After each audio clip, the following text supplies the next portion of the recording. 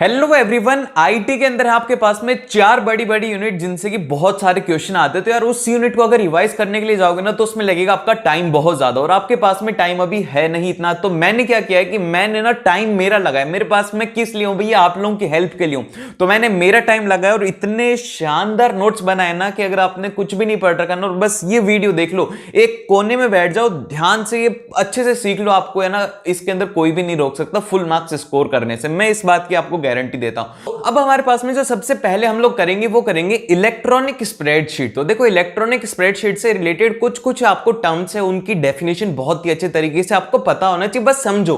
आप अपनी लैंग्वेज में लिख दोगे तो भी चलेगा। तो सबसे पहले हम लोग बात करेंगे वो करेंगे डेटा कंसोलिडेशन। मतलब बेसिकली क्या है कि आपके पास में जो डेटा है ना वो बहुत अलग अलग है। जैसे कि एक आपने इस फाइल में रखा हुआ है, एक उस फाइल में रखा हुआ है। जैसे कि आप लोगों के नोट्स है ना कि एक इधर है किसी जगह पर है, एक उधर है, एक इधर है, ऐसे ही आप लोगों के डेटा है। तो यही जो डेटा है, कंप्यूटर के पास में भी ऐसे डेटा है, तो डेटा को उसको एक जगह के ऊपर लेकर के आना, इसे कोई डेटा कंसोलिडेशन कहते हैं। तो अब हम लोग इसकी डेफिनेशन देखेंगे। इसकी डेफिनेशन हमारे पास में ये रहेगी कि in an open office the data consolidation refers to the combining of a data from the various sources, की बहुत अलग अलग सोर्सेज है उनसे डेटा को कंबाइन करना, और the sheet into a single area for an easy analysis and manipulation. कि भैया आपके पास में बहुत सारे सोर्सेज है, बहुत सारे डेटा है, उसको एक ही जगह के ऊपर लेकर के आओ जिससे कि आप उसका अच्छे से एनालिसिस कर पाओगे, अच्छे से उसको मैनिपुलेट कर पाएंगे। तो यहां पे आप लोग क्या यूज में लेते हैं, डेटा कंसोलिडेशन यूज में लेते हैं। अब इसके बाद में जो नेक्स्ट स्टेज का पॉइंट वो ये है कि it helps when working with the data that is spread across the multiple file sheets and enhances the productivity, accuracy and decision making abilities. तो भैया ये कहां पर काम में लेंगे, वहां पे काम में लेंगे जहां पर कि जो हमारा डेटा है वो मल्टीपल जगह के ऊपर फैला हुआ है, और उससे अगर हम लोग उसको इकट्ठा करेंगे तो हमारा टाइम वेस्ट होगा, एक्यूरेसी कम होगी। तो वही जो काम है ये करके उसकी एक्यूरेसी को इंप्रूव करता है। फिर इसके बाद में जो नेक्स्ट है, नेक्स्ट पॉइंट यहां पर जो हमारे पास में है वो है सब टोटल। कि क्रिएटिंग अ सब total in the electronic spreadsheet. कि हमारी एक स्प्रेडशीट है, ठीक है। अब उसके अंदर आपने देखा होगा कि जो हमारे आप प्रोबेबिलिटी के अंदर पढ़ते हो तो उसके अंदर एक नीचे एक टोटल दिया होता है, कितना टोटल उतना टोटल। तो वो जो टोटलिंग है वही यहां पर इसमें होती है स्प्रेडशीट के अंदर। तो सिंपल से हम लोग क्या बोलेंगे इसके अंदर कि हमारा जो एक कॉलम है उसका जो टोटलिंग नंबर है वो नीचे आता है। इसे समझ के बाद बस अब इसको अंग्रेजी के अंदर समझ लो, हो गया तुम्हारा, तुम समझ गए यार, तुम समझदार आदमी हो है ना, तो इसलिए जल्दी जल्दी बातें समझ जाते हो। तो यहां पर हम लोग बोलेंगे कि subtotal in open office electronic spreadsheet refer to a function that calculates the subtotal of a range of a value within the list और अ टेबल। के भैया जितने भी हमारे जो लिस्ट है या फिर टेबल के अंदर जितनी भी वैल्यूज हैं उनका टोटल कैलकुलेट कर देता है हमें सब total. And this function can be used to summarise the data by category और a group, allowing you quickly to see the total for each group. के भैया आप इसे ना आसानी से देख सकते हो कि भैया इस ग्रुप का इतना डेटा है, इस ग्रुप का इतना डेटा है, ये जल्दी आपकी हेल्प कर देता है। देन फिर इसके बाद में आते हैं सबसे इंपॉर्टेंट क्वेश्चन है, बहुत ही ज्यादा इंपॉर्टेंट क्वेश्चन है, ये है कि what is the use of a what if in scenario. कि भैया व्हाट इफ का सिनेरियो के अंदर क्या यूज है। तो देखो यहां पर व्हाट इफ क्या होता है, मतलब कि अगर ये होगा तो क्या, ये तो क्या, मतलब बेसिकली आप ये समझो कि जैसे कि आपके पास में आपने ना चार दोस्तों से रुपए लिए, सभी से अलग अलग रुपए लिए। अगर आपका एक दोस्त आपको 10,000 रुपए दे दे ज्यादा तो क्या होगा, यही यहां पर होता है व्हाट इफ सिनेरियो इस स्प्रेडशीट के लिए।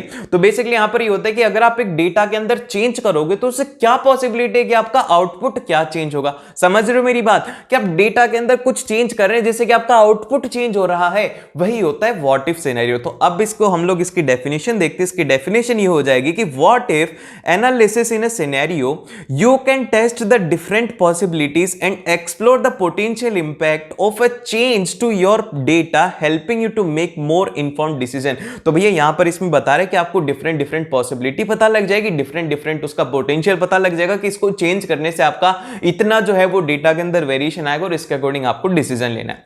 अब ये सिनेरियोस क्या होते हैं, तो सिनेरियो को हम लोग डिफाइन करेंगे कि scenario in a open office electronic spreadsheet refer to a feature that allows you to create and compare the different set of data to explore the different outcomes and the possibilities। के भैया यहां पर basically इसमें क्या होता है कि हमारी जो स्प्रेडशीट का एक फीचर होता है जिससे कि आप है ना कोई भी अलग अलग डिफरेंट डेटा है उसको क्रिएट कर सकते हो या फिर उसको कंपेयर कर सकते हो, जो कि आपके आउटकम को और जो आपकी एक तरीके से आप बोल सकते हो कि आपकी पॉसिबिलिटी को इफेक्ट करता है। और फिर इसके बाद में जो नेक्स्ट आता है कि सिनेरियो यूजफुल क्यों होता है? Scenarios are useful when you wants to explore how change in the data will affect your calculation such as in the financial modelling और अ फोरकास्टिंग। देखो, अब जैसे कि फोरकास्टिंग का मतलब होता है कि आप आगे की सोच रहे हो। अब जैसे कि इसके अंदर क्या होता है कि आपने मान लो कि आपने ना एक महीने का आपका खर्चा आपने बोल दिया कि भैया मेरा एक महीने का खर्चा, मैं बहुत ज्यादा खर्चा करता हूं, तो मेरा 10 लाख रुपए का खर्चा है। ठीक है, कितना है? मेरा 10 लाख रुपए का खर्चा है। तो आपने फोरकास्ट किया कि भैया अभी मेरे बैंक अकाउंट के अंदर 5 करोड़ रुपए हैं, अगर मैं हर महीने का 10 लाख रुपए खर्च कर रहा हूं तो मैं साल का 1.2 करोड़ रुपए खर्च करूंगा। तो अभी ये जो 5 करोड़ रुपए ये कितने टाइम के लिए रुकेंगे? ठीक है, तो ये आपने फोरकास्ट किया। अभी आपने देखा कि यार ये 10 करोड़ ज्यादा होते हैं, मैं इसको कम करके क्या कर दूं, मैं इसको 8 लाख कर देता हूं। तो 8 लाख करूंगा तो मेरा साल का जो खर्चा है वो कितना हो जाएगा? वो हो जाएगा मेरा 96 लाख हो जाएगा। अब जब 96 लाख हो जाएगा तो मैं 5 करोड़ को कितना करूंगा? तो ये बेसिकली आप फोरकास्ट कर रहे हो। तो आप है ना डिफरेंट डिफरेंट पॉसिबिलिटी को इमेजिन करके आप है ना आसानी से उस डिसीजन को ले सकते हो कि भैया मेरा खर्चा 8 लाख भी नहीं, मेरा तो 8,000 भी हो जाना चाहिए। मजाक कर रहा हूं भाई, समझ जाना इस बात को, समझाने के लिए फीलिंग आ रही है ना तुम्हें कि क्या होता है वो, तो इसीलिए फीलिंग के लिए। अब मैं थोड़ा सा गायब हो जाता हूं, ये सबसे ज्यादा इंपॉर्टेंट है, एग्जाम के अंदर डिफरेंस वाले क्वेश्चन आ सकते हैं, तो देखो ध्यान से। तो इसके अंदर सबसे पहले तो आपको ये देखना है कि गोल सिक क्या होता है और सॉल्वर क्या होता है। देखो बेसिकली गोल सिक के अंदर क्या होता है, आपके पास में सिंपल सा एक डेटा रहेगा जिसको कि आप इसको देकर के सॉल्व करवा सकते हो, और वहीं पर ही जो सॉल्वर है इसको आप इक्वेशन दे सकते हो, जैसे कि आप क्वाड्रेटिक इक्वेशन दे दो, क्यूबिक इक्वेशन दे दो, ये आपको सॉल्व करके दे देगा। अब हम लोग इसका पर्पस क्या है, ये जो हमारा गोल सीक है इसका पर्पस क्या है? इसका पर्पस है कि find a single variable solution to a problem. एक सिंगल वेरिएबल सॉल्यूशन निकाल सकता है किसी भी प्रॉब्लम का। और जो सॉल्वर है इसका क्या होता है कि find an optimal solution to a problem with the multiple variable, जिसके अंदर की मल्टीपल वेरिएबल भी है ना, उसका भी आसानी से सॉल्यूशन निकाल सकता है। और फिर इसके बाद में इनपुट वेरिएबल कैसे होते हैं? वन इनपुट वेरिएबल रहेगा इसके अंदर और कुछ भी नहीं हो सकता, एक से ज्यादा हो ही नहीं सकते, उसके अंदर ये फेल हो जाएगा। और वहीं पर ही जो हमारा सॉल्वर है इसके अंदर मल्टीपल वेरिएबल्स होते हैं। अगर आउटपुट की बात करें तो आउटपुट के अंदर क्या होता है? आउटपुट में यहां पे होता है कि find the value of the input variable that produces a specific output, कि भैया जो एक इनपुट वेरिएबल है उससे एक स्पेसिफिक आउटपुट वहां पे जनरेट होता है। और फिर इसके बाद में यहां पर जो सॉल्वर के केस के अंदर अगर हम लोग बात करें तो यहां पर ये होता है कि find the best combination of a input variable values that meet a set of condition और अ कंस्ट्रेंट, कि भैया एक बेसिक कॉम्बिनेशन होता है जिसके अंदर कि आपके इनपुट वेरिएबल होते हैं, इससे एक स्पेसिफिक आपके पास में आउटपुट एक जनरेट होता है। और वहीं पर अगर बात करें प्रॉब्लम कॉम्प्लेक्सिटी की, तो प्रॉब्लम जो है इसके अंदर बहुत ही सिंपल होती है, जो कि एक अननोन वेरिएबल होता है। और वहीं पर जो सॉल्वर होता है इसके अंदर एक कॉम्प्लेक्स प्रॉब्लम होती है जिसके अंदर की मल्टीपल अननोन वेरिएबल हो सकते हैं। और फिर इसके बाद में इसका ऑप्टिमाइजेशन कैसा होता है? सॉल्वर के अंदर कोई भी ऑप्टिमाइजेशन आप नहीं कर सकते, उसी के साथ में मिनिमाइज कर सकते हो, मैक्सिमाइज कर सकते हो, टारगेट स्पेसिफिक आप वैल्यू ले सकते हो सॉल्वर के केस के अंदर। और वहीं पर अगर कंस्ट्रेंट की बात करें तो कंस्ट्रेंट इसमें कुछ भी नहीं होता है, वहीं पर इसके अंदर मल्टीपल कंस्ट्रेंट्स ऐड कर सकते हैं हम लोग। समझ गए? एग्जाम के अंदर क्वेश्चन आ सकता है इसके ऊपर, तो इसीलिए मैंने इसकी डिफरेंशिएट आपको करके बता दिया है। देन फिर इसके बाद में जो नेक्स्ट आता है वो आता है सेल रेफरेंस। अब देखो सेल रेफरेंस का मतलब क्या होता है, जैसे कि आपकी क्लास में आप बैठे हो, रो के अंदर बैठे हो, और रो के अंदर आप लोगों को टीचर बोलता है ए हरी टी शर्ट या फिर पीली टी शर्ट, तो खड़ा हो, हाँ खड़ा हो। तो ऐसे ही क्या कर रहा है कि आपको एक तरीके से स्पेसिफिक कर रहा है। तो ऐसे हमारे स्प्रेडशीट के अंदर हमें एक सेल को रेफर करना है कि भैया तू सेल है, हाँ तू ये वाला, कि जो हमारी रो 6th के अंदर कॉलम नंबर 7th का जो सेल है वो खड़ा हो जा भाई, खड़ा हो जा, तेरी वैल्यू को डिलीट कर दिया तो भाग जा, निकल जा क्लास से, हमें तो अच्छा नहीं लगा। ऐसे ही जो होता है ना, यही होता है सेल रेफरेंस। तो हम लोग इसको किस तरीके से डिफाइन करेंगे ये मैं आपको बताता हूं कि cell referencing in a spreadsheet is the process of a referring to a specific cell, कि हम एक स्पेसिफिक सेल को रेफर कर रहे हैं, और द रेंज ऑफ सेल, या फिर हम लोग एक रेंज ऑफ सेल को भी रेफर करते हैं with in a worksheet by using a unique identifier. एक यूनिक आइडेंटिफायर को यूज करके हम लोग कोई भी एक स्पेसिफिक सेल को या फिर रेंज ऑफ सेल को क्या करते हैं, एक तरीके से आप क्या बोल सकते हो, हम क्या कर रहे हैं भैया, रेफर कर रहे हैं। ठीक है, मैं भूल गया था क्या कर रहे थे हम लोग, इसे भूल जाता हूं यार मैं। ठीक है, फिर इसके बाद में नेक्स्ट आता है कि this unique identifier is called as the cell reference, और यही जो यूनिक आइडेंटिफायर होता है इसे कोई सेल रेफरेंस कहा जाता है। And it is made up of a combination of a column letter and the row number that identify the location of a particular cell. भैया ये कॉम्बिनेशन होता है, किसका होता है, जो हमारा कॉलम लेटर होते हैं ना, कॉलम के लेटर होते हैं, जैसे कि मैं आपको दिखाता हूं यार, एक नई बना के दिखाता हूं, देखो। ठीक है, कैसे होता है, जैसे कि ये है, ठीक है, इसके अंदर यहाँ पे ये इस तरीके से होता है। तो ये यहाँ पे क्या होती है, ये होते हैं ऊपर होते हैं कॉलम, ठीक है, कॉलम होते हैं। कॉलम के अंदर होता है ए बी सी डी, इस तरीके से चलते रहते हैं, अलग अलग कॉलम है। और वहीं पर ही जो रो होती है ना, ये इधर वाली रो होती है, ठीक है, रो होगी 1 2 3। अब जैसे कि आपको ना यहां पर जाना है, तो आप इसको कैसे स्पेसिफाई करेंगे, आप इसके लिए लिखेंगे कि भैया हमें कहां पे जाना है। सबसे पहले तो हमारा कॉलम क्या हो जाएगा, वो हो जाएगा बी, और कौन से नंबर के ऊपर है, 1 के ऊपर। तो ये हो गया B1, B1 इसकी लोकेशन होगी। आप B1 डालो तो आप सीधा इसके ऊपर पहुंच जाओगे। समझ गए, बहुत ही सिंपल है। सिंपल सा आप क्या कर रहे हो कि एक सेल को स्पेसिफाई करके, उसकी लोकेशन को स्पेसिफाई करके आप उस जगह के ऊपर जा रहे हैं। और फिर इसके बाद में हम लोग बोलते हैं कि हम लोग किस तरीके से सेल रेफरेंस को कर सकते हैं। जैसे कि माउस की हेल्प से अगर आप करना चाहो कि भैया हम तो माउस से करना चाहेंगे, तो माउस से कुछ भी नहीं है, सिंपल सा आप कर्सर उसके ऊपर ले जाकर के क्लिक कर दो, तो आप उसके अंदर वैल्यू को एंटर कर सकते हो, वही इसमें लिखा हुआ है। फिर इसके बाद में जो कीबोर्ड वाला है ना, ये कीबोर्ड वाले को ध्यान से देखना कि आप जो सेल रेफरेंस है उसको कीबोर्ड से कैसे करेंगे। तो यहां पर हम लोग इसको डिफाइन करते हैं ऐसे कि referencing is easy to enter the cell reference using a keyboard in the formula. जैसे कि जो रेफरेंस है उसके अंदर 3 पार्ट रहते हैं। सबसे पहला होता है पाथ या फिर फाइल का नेम, जो कि आप उसमें लिखेंगे। फिर सेकंड लिखेंगे आप शीट नेम, फिर इसके अंदर लास्ट में आप लिखेंगे सेल।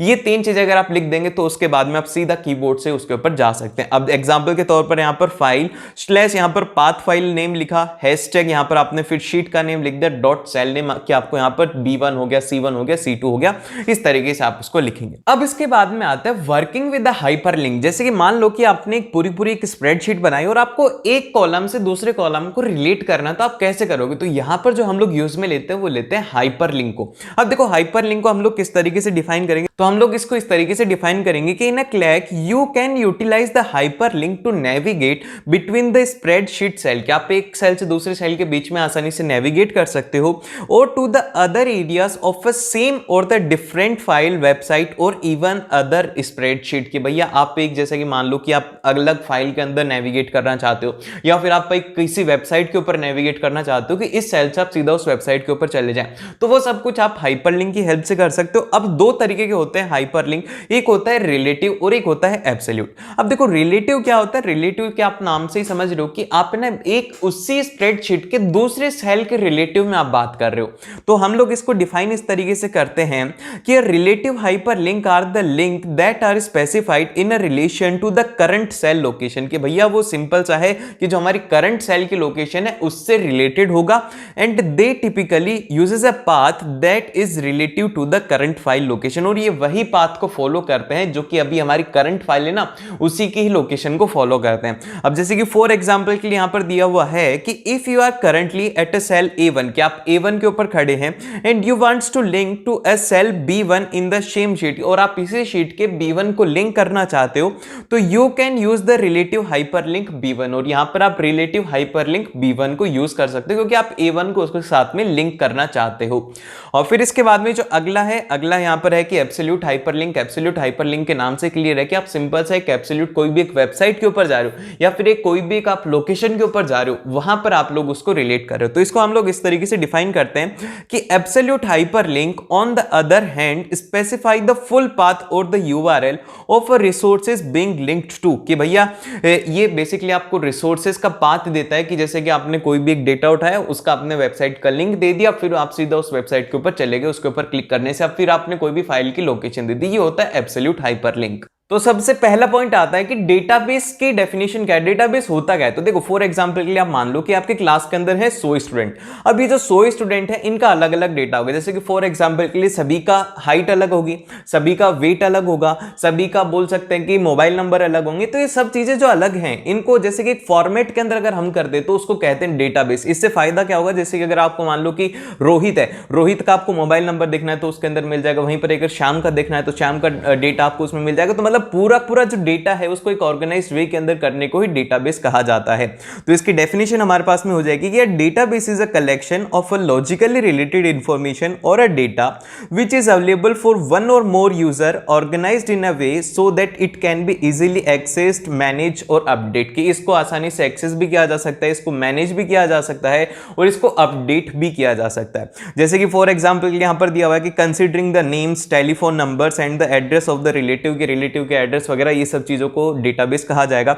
अब इसके अंदर दो चीजें इंपॉर्टेंट है। सबसे पहला है कैरेक्टर, कि कैरेक्टर क्या होता है। कैरेक्टर होता है कि द वैल्यू और a data are in the form of letter, number और ए स्पेशल कैरेक्टर। जैसे कि कैरेक्टर का मतलब होता है कि जैसे कि हम लोग लेटर के अंदर डेटा दे सकते हैं, या फिर एट द रेट हो गया, या फिर जैसे कि देखो ये एट द रेट हो गया, या फिर ऐसे डॉलर का साइन हो गया, या फिर ये हैशटैग हो गया। अगर ये हैं तो ये भी क्या है, ये कैरेक्टर हैं जो कि एक डेटा के लिए यूजफुल होते हैं। और दूसरा आता है कि फाइल। फाइल क्या होता है, file is a collection of A related record. जो भी बहुत सारे अगर आपके पास में रिकॉर्ड है तो उनका सभी का कलेक्शन क्या होता है, वो होता है फाइल। ठीक है, अब इसके बाद में जो नेक्स्ट आता है, इसके अंदर आता है कि कंपोनेंट ऑफ डेटाबेस। देखो यार ये जो है ना, इसको ध्यान से समझ लेना, क्योंकि एग्जाम के अंदर क्वेश्चन यहीं से ही आता है कि what are the components of a database. ऐसे आ जाएगा कि सॉफ्टवेयर को डिफाइन करो, हार्डवेयर को डिफाइन करो, या फिर डेटा को डिफाइन करो। इससे क्वेश्चन आता ही आता है।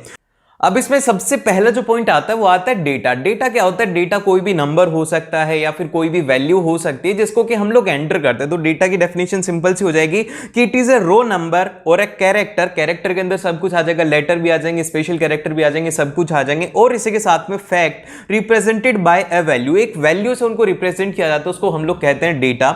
And most of the organisation generate, store and process the large amount of data. जैसे कि कोई अगर ऑर्गेनाइजेशन है, ऑर्गेनाइजेशन का मतलब ये होता है जिसके अंदर की 1000-2000 लोग हैं, तो अब 1000-2000 लोग हैं, उनको बहुत सारा डेटा होगा, तो उसको प्रोसेस भी करना होता है, उसको एनालाइज भी करना होता है, उसको स्टोर भी करना होता है। तो ये इसी को ही डेटा कहते हैं। एंड जो डेटा होता है ये कैसा होता है, it act like a bridge between the hardware and the software. Data ही यहां पर हार्डवेयर और सॉफ्टवेयर के बीच में एक ब्रिज का काम करता है। अब इसके बाद में जिसका अगला कंपोनेंट आता है वो आता है सॉफ्टवेयर। तो देखो सॉफ्टवेयर को ध्यान से समझो। सॉफ्टवेयर क्या होता है कि एक होता है स्टोर्ड डेटा और एक होता है यूजर। तो यूजर और जो स्टोर्ड डेटा होता है उनको इंटरेक्ट करने के लिए ना कोई एक प्रोग्राम की जरूरत होती है। तो वही प्रोग्राम के सेट को हम लोग सॉफ्टवेयर कहते हैं। तो इसकी डेफिनेशन यहां पर ये हो जाएगी कि it is the set of the program that lies between the stored data and the user of a database and it is used to control and manage the overall computerised database. और इसका काम क्या होता है, इसका काम होता है कि कंट्रोल किया जा सके और जो यहां पर है मैनेज किया जा सके जो भी हमारा डेटाबेस है उसको। अब इसके लिए हम लोग कौन से जो हैं उनको सॉफ्टवेयर को यूज करते हैं, जैसे कि MySQL हो गया या फिर Oracle हो गया, इन सभी सॉफ्टवेयर्स को हम लोग यूज करते हैं।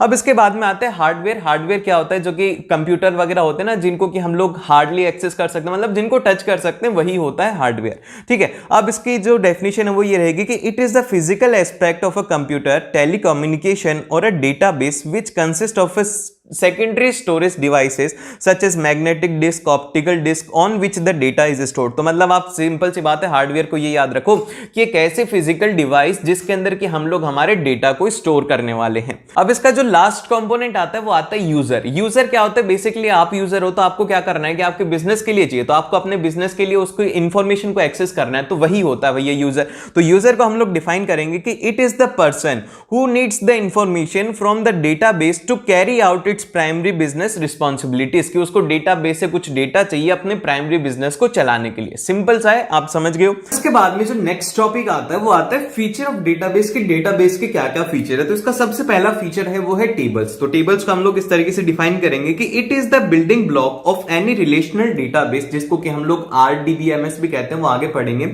Model where all the actual data is defined and enter, कि मतलब भैया ये पूरा एक बिल्डिंग ब्लॉक होता है किसी भी डेटा को बनाने के लिए, जिसके अंदर की सारे डेटा को एंटर किया जाता है और एक डेटा एक टेबल की फॉर्म में होता है।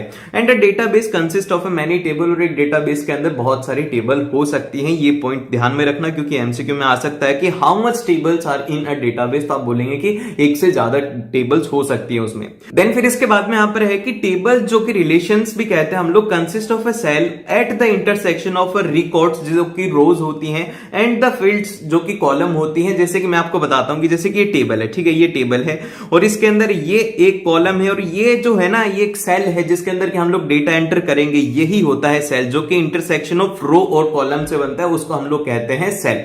देन फिर इसके बाद में चलते हैं हम लोग नेक्स्ट की तरफ, जो कि सेकंड पॉइंट है हमारा, वो है यहां पर फील्ड और डेटा आइटम। तो यहां पर फील्ड और डेटा आइटम को हम लोग इस तरीके से डिफाइन करेंगे कि it is an area within the record reserved for a specific piece of data, कि भैया ये जो एरिया है ये सिर्फ और सिर्फ सिर्फ एक स्पेसिफिक डेटा के लिए रिजर्व्ड है, उसके अंदर और कोई डेटा नहीं आ सकता। And it is the individual sub component of one record, it contain set of characters, और इसके अंदर सेट ऑफ कैरेक्टर हो सकते हैं, कितने भी सेट हो सकते हैं कैरेक्टर के। अब एग्जांपल के तौर पर हम लोग इसमें देखेंगे कि क्या क्या एग्जांपल है। एग्जांपल ये है कि कस्टमर नंबर हो गया, कस्टमर नेम हो गया, स्ट्रीट एड्रेस हो गया, सिटी हो गया, स्ट्रीट हो गया, फोन नंबर वगैरह, ये सब चीजें क्या है कि रेस्ट्रिक्टेड है कि भैया अगर कस्टमर नंबर का है तो उसके अंदर सिर्फ और सिर्फ कस्टमर नंबर ही आएंगे और उसके अलावा उसमें कुछ भी नहीं आएगा। कस्टमर का नेम है तो वहां पर नेम ही आएगा, तो ये यहां पर याद रखना है। फिर इसके बाद में इसका थर्ड जो फीचर है वो है हमारे पास में रिकॉर्ड। तो देखो रिकॉर्ड क्या होता है, record it is the collection of a data item of all the field information, जितने भी हमारे पास में इंफॉर्मेशन है उसको एक जगह पर कलेक्ट कर लेते हैं, pretending to a one entity और a complete unit of information that is a person, company और ट्रांजिशन एक्सेट्रा। अगर ये सब चीजें होती हैं तो इसको हम लोग क्या बोलते हैं, इसको बोलते हैं रिकॉर्ड। और जो रिकॉर्ड होता है, record of a table is also known as row, entity और ट्यूपल। ये एग्जाम के अंदर आ सकता है, एमसीक्यू के लिए इंपॉर्टेंट है कि रो को और क्या कह सकते हैं, एंटिटी भी कह सकते हैं और इसको हम लोग ट्यूपल भी कह सकते हैं। देन फिर इसके बाद में जो नेक्स्ट आता है वो आता है क्वेरीज। क्वेरीज क्या होता है भैया, तो क्वेरी को हम लोग डिफाइन करेंगे कि it is the inquiry into the database using the select statement. कि भैया ये इंक्वायरी होती है किसी भी डेटाबेस के अंदर कौन से कमांड को यूज करके, सेलेक्ट स्टेटमेंट को यूज करके किया जाता है। एंड फिर इसके बाद में यहां पर आगे है these statements give you filtered data according to your condition specification indicating the field. मतलब कि जैसे कि मान लो कि आपके पास में एक पूरा पूरा डेटाबेस है, उसके अंदर आपको स्पेसिफिकली आयुष नाम है, आयुष नाम की डिटेल निकालनी है, तो आप आयुष सर्च करोगे तो पूरे पूरे डेटाबेस के अंदर सर्च करेगा कि भैया आयुष की क्या क्या इंफॉर्मेशन है वो आपको मिल जाएगी। तो यही होता है कि आपकी जो भी रिक्वायरमेंट है, जो भी कंडीशन है, उसके अकॉर्डिंग आपको वो डेटा मिल जाएगा। या फिर आप ये भी कर सकते हो कि भैया जिनका भी नाम ए से स्टार्ट होता है उनका पूरा पूरा डेटा, तो इस तरीके से ये वर्क करता है। देन फिर इसके बाद में जो नेक्स्ट आता है वो आता है फॉर्म्स। तो देखिए फॉर्म्स क्या होते हैं, फॉर्म हम लोग इस तरीके से डिफाइन करते हैं कि in a database a form is a window और a screen that contains the numerous field और a space to enter data. मतलब कि ये डेटाबेस के अंदर एक ऐसी विंडो होती है जहां पर कि कुछ स्पेस खाली होता है जहां पे कि आप डेटा को एंटर कर सकते हो। And forms can be used to view edit your data. जो फॉर्म्स होते हैं इसको हम लोग देखने के लिए और एडिट करने के लिए डेटा को यूज में ले सकते हैं। And it is N interference in the user specified layout. की यहां पर ये इंटरफेरेंस होता है किसके बीच में, जो यूजर स्पेसिफिक लेआउट होता है उसके बीच में।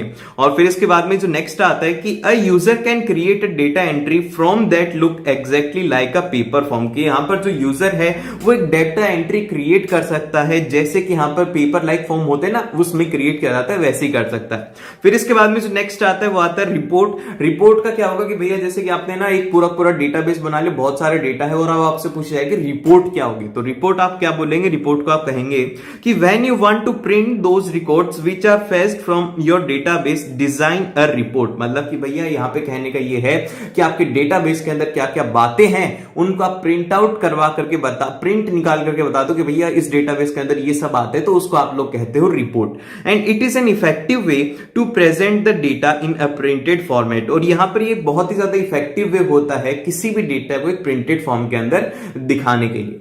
फिर इसके बाद में चलते हैं हम लोग नेक्स्ट की तरफ जो कि है हमारा डेटाबेस सर्वर। तो डेटाबेस सर्वर क्या होता है, डेटाबेस सर्वर हम लोग बोलते हैं कि may be refer to the both hardware and software used to run a database. कि भैया जो हमारे डेटाबेस उसको रन करने के लिए जो भी हार्डवेयर है, सॉफ्टवेयर है जो कि हम लोग यूज करते हैं, उसी को हम लोग कहते हैं डेटाबेस सर्वर। देन फिर इसके बाद में जो नेक्स्ट आता है वो आता है यहां पर डेटाबेस मैनेजमेंट सिस्टम। ये अभी तक था डेटाबेस का, अब इसके बाद में आता है डेटाबेस मैनेजमेंट सिस्टम। तो भैया डेटाबेस मैनेजमेंट सिस्टम क्या होता है, it is the collection of a program that enable user to create, maintain database and control all the access to the database. भैया ये पूरा पूरा एक प्रोग्राम होता है जिससे कि हम लोग है ना, यूजर जो है वो क्रिएट भी कर सकता है, उसको मेंटेन भी कर सकता है और उसी के साथ में जो कंट्रोल भी कर सकता है कि इसको कौन कौन यूजर एक्सेस कर पाएगा। जैसे कि आपने देखा होगा कि व्हाट्सएप होता है, व्हाट्सएप के ऊपर एक होता है एडमिन। ठीक है, एडमिन मतलब क्या होता है कि जो कि सिर्फ और सिर्फ वही कंट्रोल करता है कि ग्रुप के अंदर क्या होगा कि मैसेज कौन करेगा या नहीं करेगा, उसको रिमूव करना, ऐड करना, वो सब कुछ भी यहां पे डेटाबेस में कंट्रोल होता है। एंड ये जो डेटाबेस मैनेजमेंट सिस्टम क्या होता है, database management system is a computer based record keeping system. की कंप्यूटर बेस्ड जितना भी रिकॉर्ड कीपिंग सिस्टम हम लोग इसको बोलते हैं। एंड द प्राइमरी गोल ये क्वेश्चन आ सकता है कि what is the goal of a database system. तो यार ये गोल याद रखना। तो यहां पर गोल क्या है हमारे डेटाबेस मैनेजमेंट सिस्टम का, द डीबीएमएस, मतलब यार क्या बोल रहा हूं मैं, हाँ, तो the role of DBMS is to provide an environment that is both convenient and efficient for a user to retrieve and store information. कि भैया ये एक कन्वीनियंट है और एक एफिशिएंट वे है जिससे कि जो यूजर है उस डेटा को रिट्राइव भी कर सकता है और उसको आसानी से स्टोर भी कर सकता है उस इंफॉर्मेशन को। एंड फिर इसके बाद में it act as an the interference between the application program and the data stored in a database. कि भैया एक तरीके का ये एप्लीकेशन प्रोग्राम है जिससे कि जो भी स्टोर्ड डेटा है उसके साथ में जो यूजर है वो इंटरफेरेंस कर पाएगी। इंटरफेरेंस का मतलब है कि वो एडिट कर सकता है, उसको मैनेज कर सकता है, अपडेट कर सकता है, जो भी उसकी मर्जी हो वो अपने अकॉर्डिंग कर सके। अब इसके बाद में नेक्स्ट टॉपिक आता है, वो आता है कि what are the advantage of a database management system. कि हमारे जो डीबीएमएस इसके फायदे क्या है, हम लोग इसे क्यों यूज में लेंगे। तो एग्जाम के अंदर क्वेश्चन ये आ सकता है कि why database management system is preferred. तो उसके अंदर आपको ये 5 से 6 पॉइंट लिखने होंगे। तो सबसे फर्स्ट पॉइंट यहां पर ये है कि इट रिड्यूसेस द रेडंडेंसी। रेडंडेंसी का मतलब होता है कि duplication of data. Database management system होता है डीबीएमएस की हेल्प से क्या होता है कि जो डुप्लीकेशन ऑफ सिस्टम है, मतलब कि एक तरीके से डेटा को कॉपी करना है, जैसे कि लोग अब वीडियोस या फिर कंटेंट को कॉपी करते हैं, वैसे यहां पे होता है कि डेटा को कॉपी करना यहां पे मुश्किल हो जाता है। देन फिर इसके बाद में इसका जो नेक्स्ट पॉइंट है वो है यहां पर डेटा शेयरिंग। डेटा शेयरिंग का मतलब ये होता है कि the data stored in the database can be shared among the multiple user और एप्लीकेशन प्रोग्राम। कि भैया इससे एक फायदा ये होता है कि आप आसानी से ना बहुत सारे लोगों के बीच में जो डेटा है उसको आसानी से शेयर कर सकते हो। कि जैसे कि मान लो कि अभी ये YouTube है, YouTube के ऊपर क्या है कि मैं बहुत सारे स्टूडेंट्स तक पहुंच पा रहा हूं, बहुत सारे स्टूडेंट्स तक जो भी मेरे पास में इंफॉर्मेशन है वो मैं उनको इंफॉर्मेशन दे पा रहा हूं। फिर इसके बाद में जो सेकंड हमारा मतलब थर्ड पॉइंट है वो है डेटा सिक्योरिटी।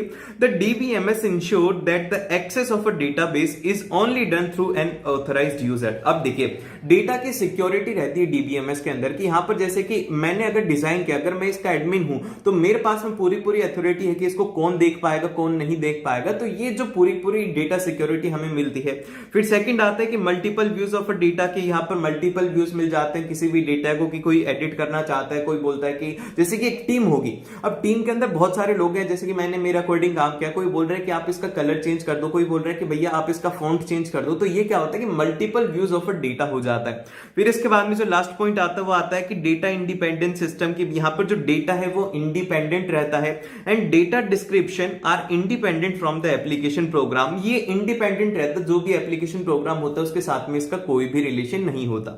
देन फिर इसके बाद में जो अगला पॉइंट आता है इसका वो यहां पर आता है बैकअप एंड रिकवरी। अब यहां पर बैकअप एंड रिकवरी में क्या होता है कि the DBMS provide a backup and the recovery sub system that is responsible to recover data from the hardware and the software failure. जैसे कि मान लो कि आपका सॉफ्टवेयर फेलियर हो गया, तो सॉफ्टवेयर फेलियर के केस के अंदर क्या होगा कि आपका जितना भी डेटा है वो उड़ जाएगा, हार्डवेयर फेलियर के अंदर भी आपका डेटा उड़ जाएगा। तो इसके अंदर डीबीएमएस में ऐसा नहीं होता, आपका जो डेटा है वो आसानी से आप उसको रिकवर कर सकते हैं।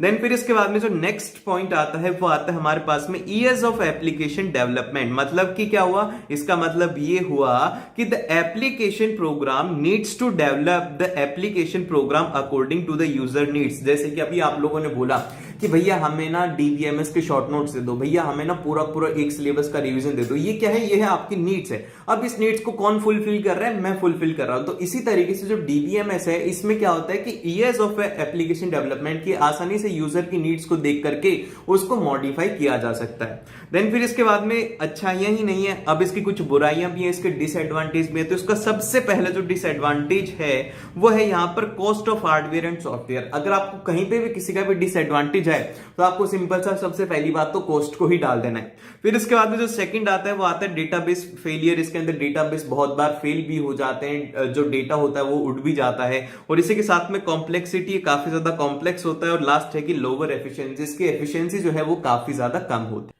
अब इसके बाद में जो नेक्स्ट टॉपिक आता है वो आता है की फील्ड्स। तो देखो की फील्ड्स क्या होता है, बेसिकली मैंने आपको सबसे पहले एग्जांपल दिया था, जैसे कि ये हमारा 3 कॉलम बना दी मैंने, ठीक है। अब इसके अंदर मैंने लिख दिया आईडी और यहां पर मैंने लिख दिया नाम, ठीक है। तो अब क्या होगा कि ये जो नेम वाला कॉलम है ना, इसके अंदर पूरा नेम ही रहेंगे सभी के। आईडी है तो उसके अंदर आईडी ही रहेगी। तो ऐसा जो होता है उसको ही हम लोग कहते हैं की।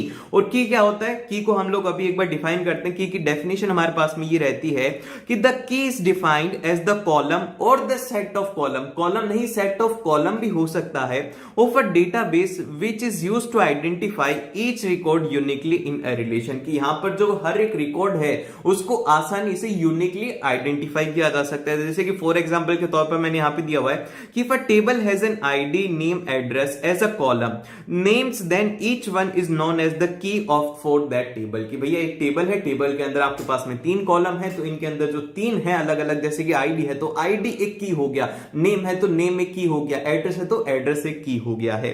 फिर इसके बाद में टाइप्स ऑफ की फील्ड कौन से होते हैं, सबसे पहले आती है प्राइमरी की। तो प्राइमरी की क्या होती है, प्राइमरी की अ फील्ड और a set of field that uniquely identify each record in a table is known as primary key. देखो ये मैंने स्पेलिंग में थोड़ी गलती कर दी, लिख लेना प्राइमरी के तो ऊपर सही लिखी हुई है कि, तो भैया यहां पर सिंपल सी बात है कि यार एक सेट ऑफ फील्ड होता है जिसके अंदर की जो यूनिकली आइडेंटिफाइड रिकॉर्ड होता है हर एक टेबल के अंदर। अब इसकी कुछ प्रॉपर्टीज होती है, प्राइमरी की must having the following properties, उसके पास में ये प्रॉपर्टीज होनी चाहिए कि डजंट अलाउ नल वैल्यूज, इसके अंदर नल वैल्यूज नहीं होनी चाहिए, it has the unique index, और इसकी यूनिक इंडेक्स होनी चाहिए। लास्ट में है कि it allows the number and the text both, इसके अंदर नंबर और टेक्स्ट अलाउड होना चाहिए। तो ये होती है इसकी प्रॉपर्टी, एग्जाम के अंदर आ जाएगा कि what are the properties of a primary की।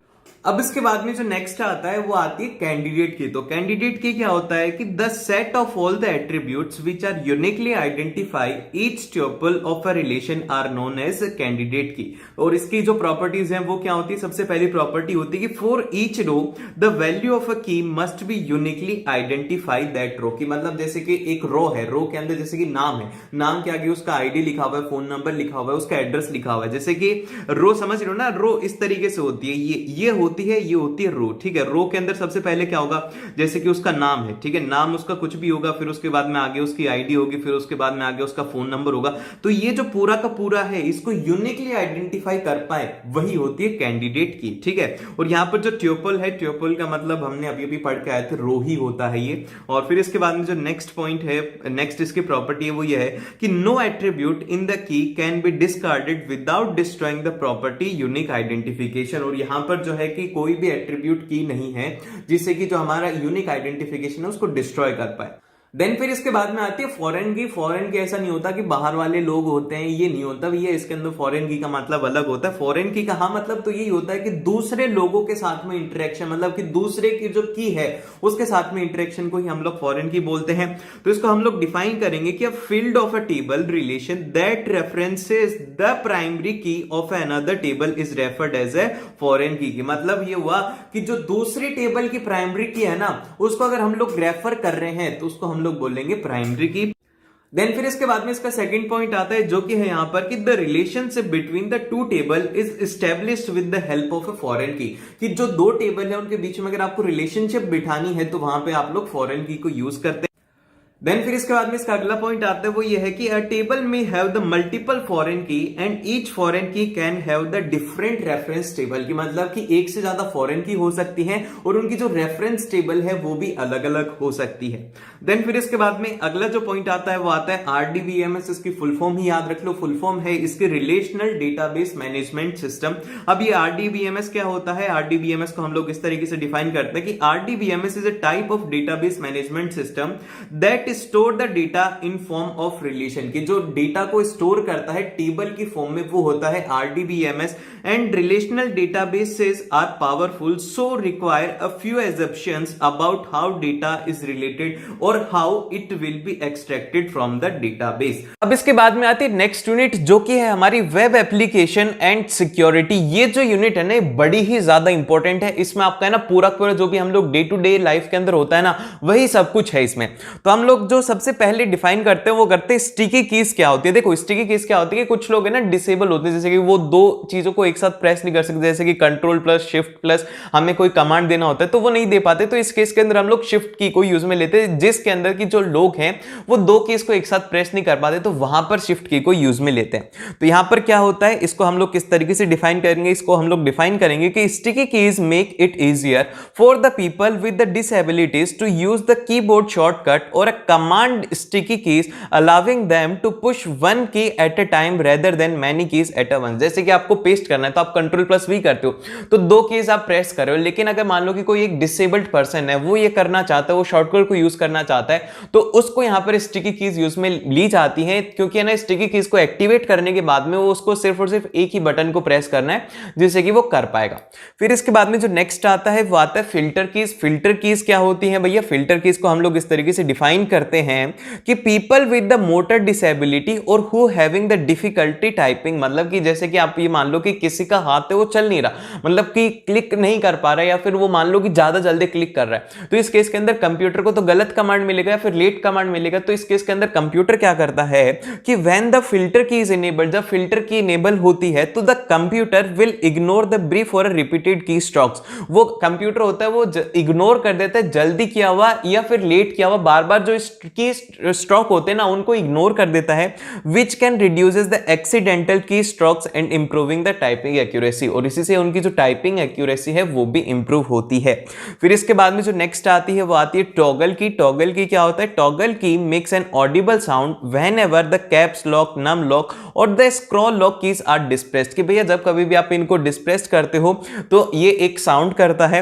And this feature is useful for the peoples with the visual impairment और who having the difficulty recognition with the is key are pressed, कि मतलब simple सा ये उन लोगों के लिए जो कि विजुअली इंपेयर्ड होते हैं, जिनको दिखता नहीं है लेकिन वो टाइपिंग कर सकते हैं, क्योंकि टाइपिंग वो कौन सी होती है यार, मतलब बताना कि जो कि वो फील करके टाइपिंग करते हैं ना, मैं उसका नाम भूल गया यार, अभी अभी याद था लेकिन मैं उसका नाम भूल गया, तो उन लोगों के लिए काफी ज्यादा यूजफुल होता है। जैसे आप कैप्स लॉक ऑन करोगे तो एक साउंड आएगा, ठीक है, तो ये होते हैं टॉगल कीज।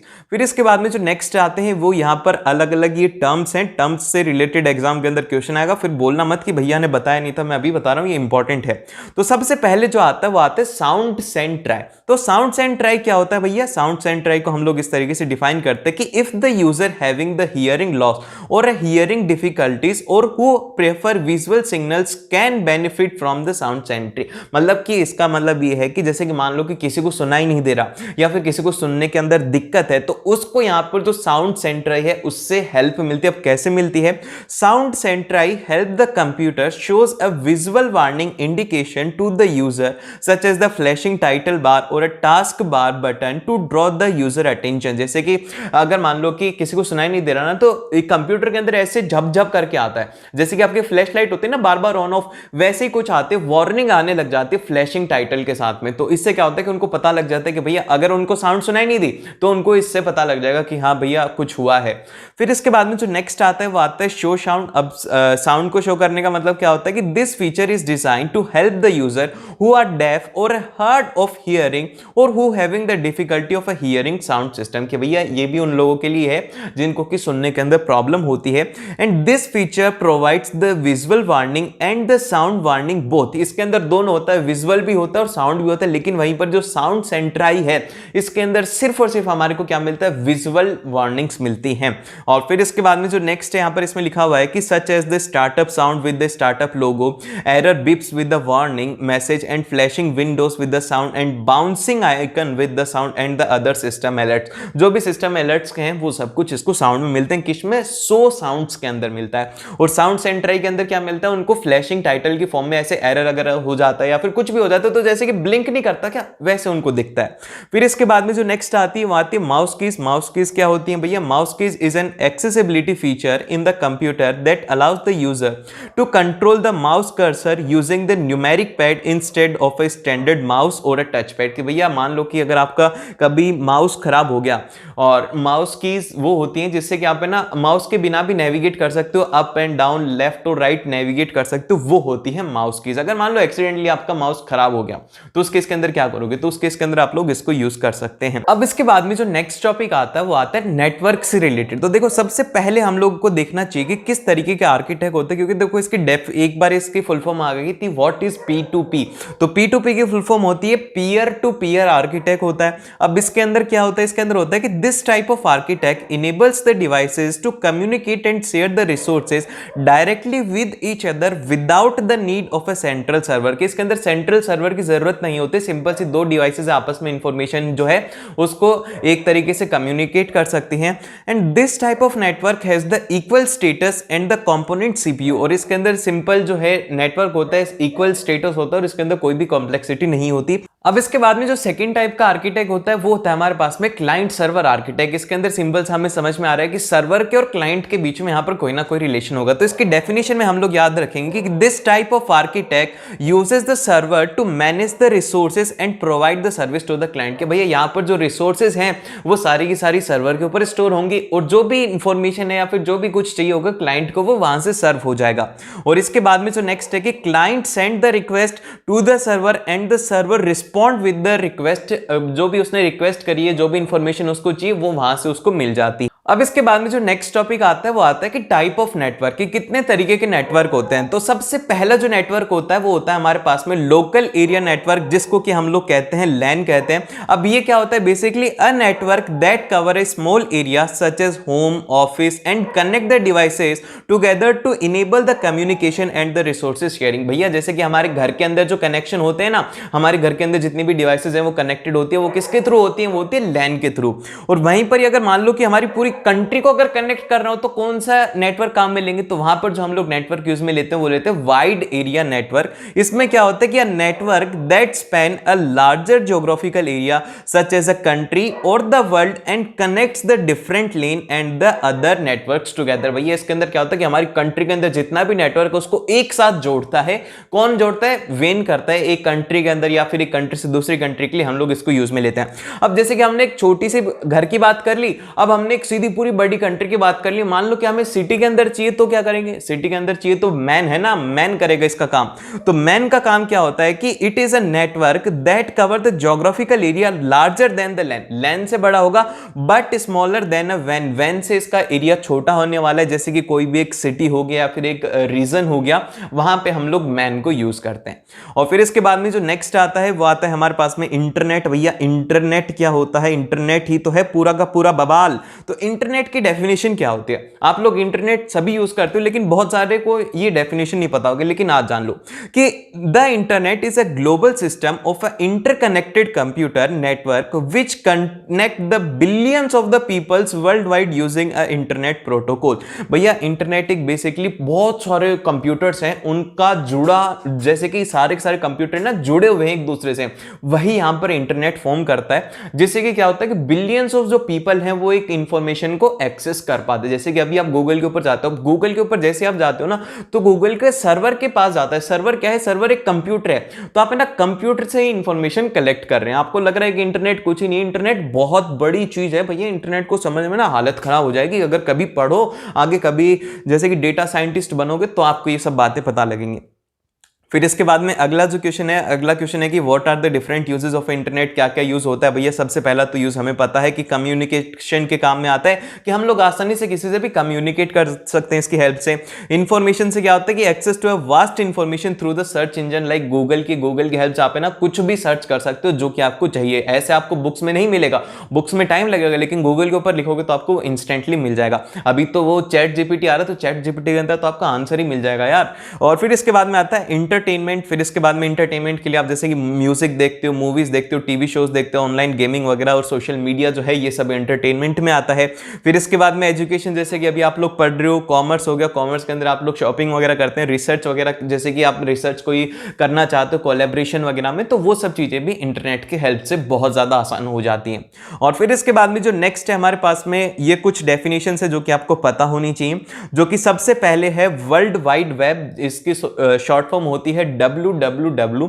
अब ये क्या होता है, वर्ल्ड वाइड वेब को हम लोग इस तरीके से डिफाइन करते हैं कि the world wide web also refer to as the web, or W3 जो कि अभी मैंने आपको बताया था, is a collection of a connected hyper text pages. इसके अंदर क्या होता है, हाइपर टेक्स्ट पेजेस का ये कनेक्शन होता है। इंटरनेट क्या होता है, कनेक्शन ऑफ कंप्यूटर होता है, that may be access online, जिनको कि ऑनलाइन एक्सेस किया जा सकता है, and web pages that contain, जो वेब पेजेस इमेजेस है इसके अंदर क्या हो सकता है, टेक्स्ट भी हो सकती हैं, फोटोज भी हो सकते हैं, वीडियोस भी हो सकती हैं, and the other multimedia that can be viewed using a web browser and one uses the hyperlink to move between them. मतलब सिंपल सी बात कहने का ये है कि अगर आपको इनको एक्सेस करना है तो इसके लिए आपको वेब ब्राउजर की जरूरत होगी। अब ये वेब ब्राउजर क्या होता है, वेब ब्राउजर को हम लोग डिफाइन करते हैं कि a web browser is a software application that allows the user to access and view the web pages on the world wide web. कि भैया एक ये यूजर है, यूजर को देता है परमिशन कि वो आसानी से वर्ल्ड वाइड वेब के ऊपर जाकर के कोई भी पेज या फिर कोई भी चीज वो देख सकता है। And some of the popular web browsers जो कि हमारा क्रोम हो गया, फायरफॉक्स हो गया, सफारी हो गया, एज हो गया, बहुत तरीके के एक तरीके से ये क्या बोल रहा हूं, ये वेब ब्राउजर हो रखे हैं। फिर इसके बाद में जो नेक्स्ट आता है वो आता है वेब सर्वर। वेब सर्वर क्या होता है कि a web server is a computer system that store the website and their associated file for the access over the internet. भैया जैसे कि आपने ना डेटा है, अभी ये जो डेटा है ना, जैसे कि अभी ये वीडियो बनाई मैंने, अभी ये जो वीडियो बनाई है ना, इस वीडियो को मैं भेजूंगा यूट्यूब के सर्वर के ऊपर। अब जब ये यूट्यूब के सर्वर के ऊपर अपलोड हो जाएगी ना, तो आप लोग यूट्यूब के ऊपर आओगे, फिर यूट्यूब का सर्वर आपको ये दिखाएगा। तो यूट्यूब के सर्वर के ऊपर अपलोड हुई, फिर सर्वर आपको ये सब चीजें दिखा रहे हैं। तो यही होता है वेब सर्वर, जहां पर कि एक ऐसा कंप्यूटर जो कि स्टोर करता है एक वेबसाइट को या फिर कोई भी एक डेटा को।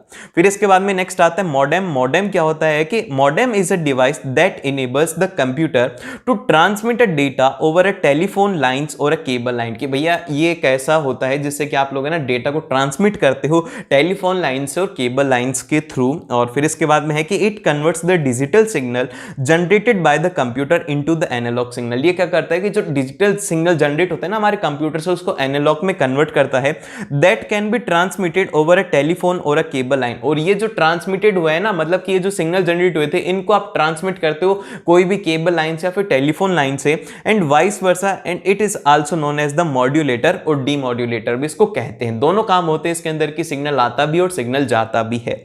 और फिर इसके बाद में जो नेक्स्ट आता है वो आता है इंस्टेंट मैसेजिंग। इंस्टेंट मैसेजिंग के अंदर क्या होता है, इंस्टेंट मैसेजिंग को हम लोग डिफाइन करते हैं कि इंस्टेंट मैसेजिंग जो कि IM is a real time or an online communication method that enables the user to send or the receive text message and the other digital file through a network of a internet। भैया देखो simple सी बात ये है कि WhatsApp है, WhatsApp के अंदर क्या हो रहा है कि इंस्टेंटली आप किसी को मैसेज करते हो हाय, उधर से भी आता है हाय, और यहां से जैसे आप मैसेज करोगे ना तो एक टिक आता है, फिर डबल टिक आता है, फिर उसके बाद थोड़ी देर बाद में ब्लू हो जाता है। तो ये सब जो होता है ये क्या होता है, इंस्टेंट मैसेजिंग ही होती है। अब फीचर क्या क्या है इसके ये देख लो।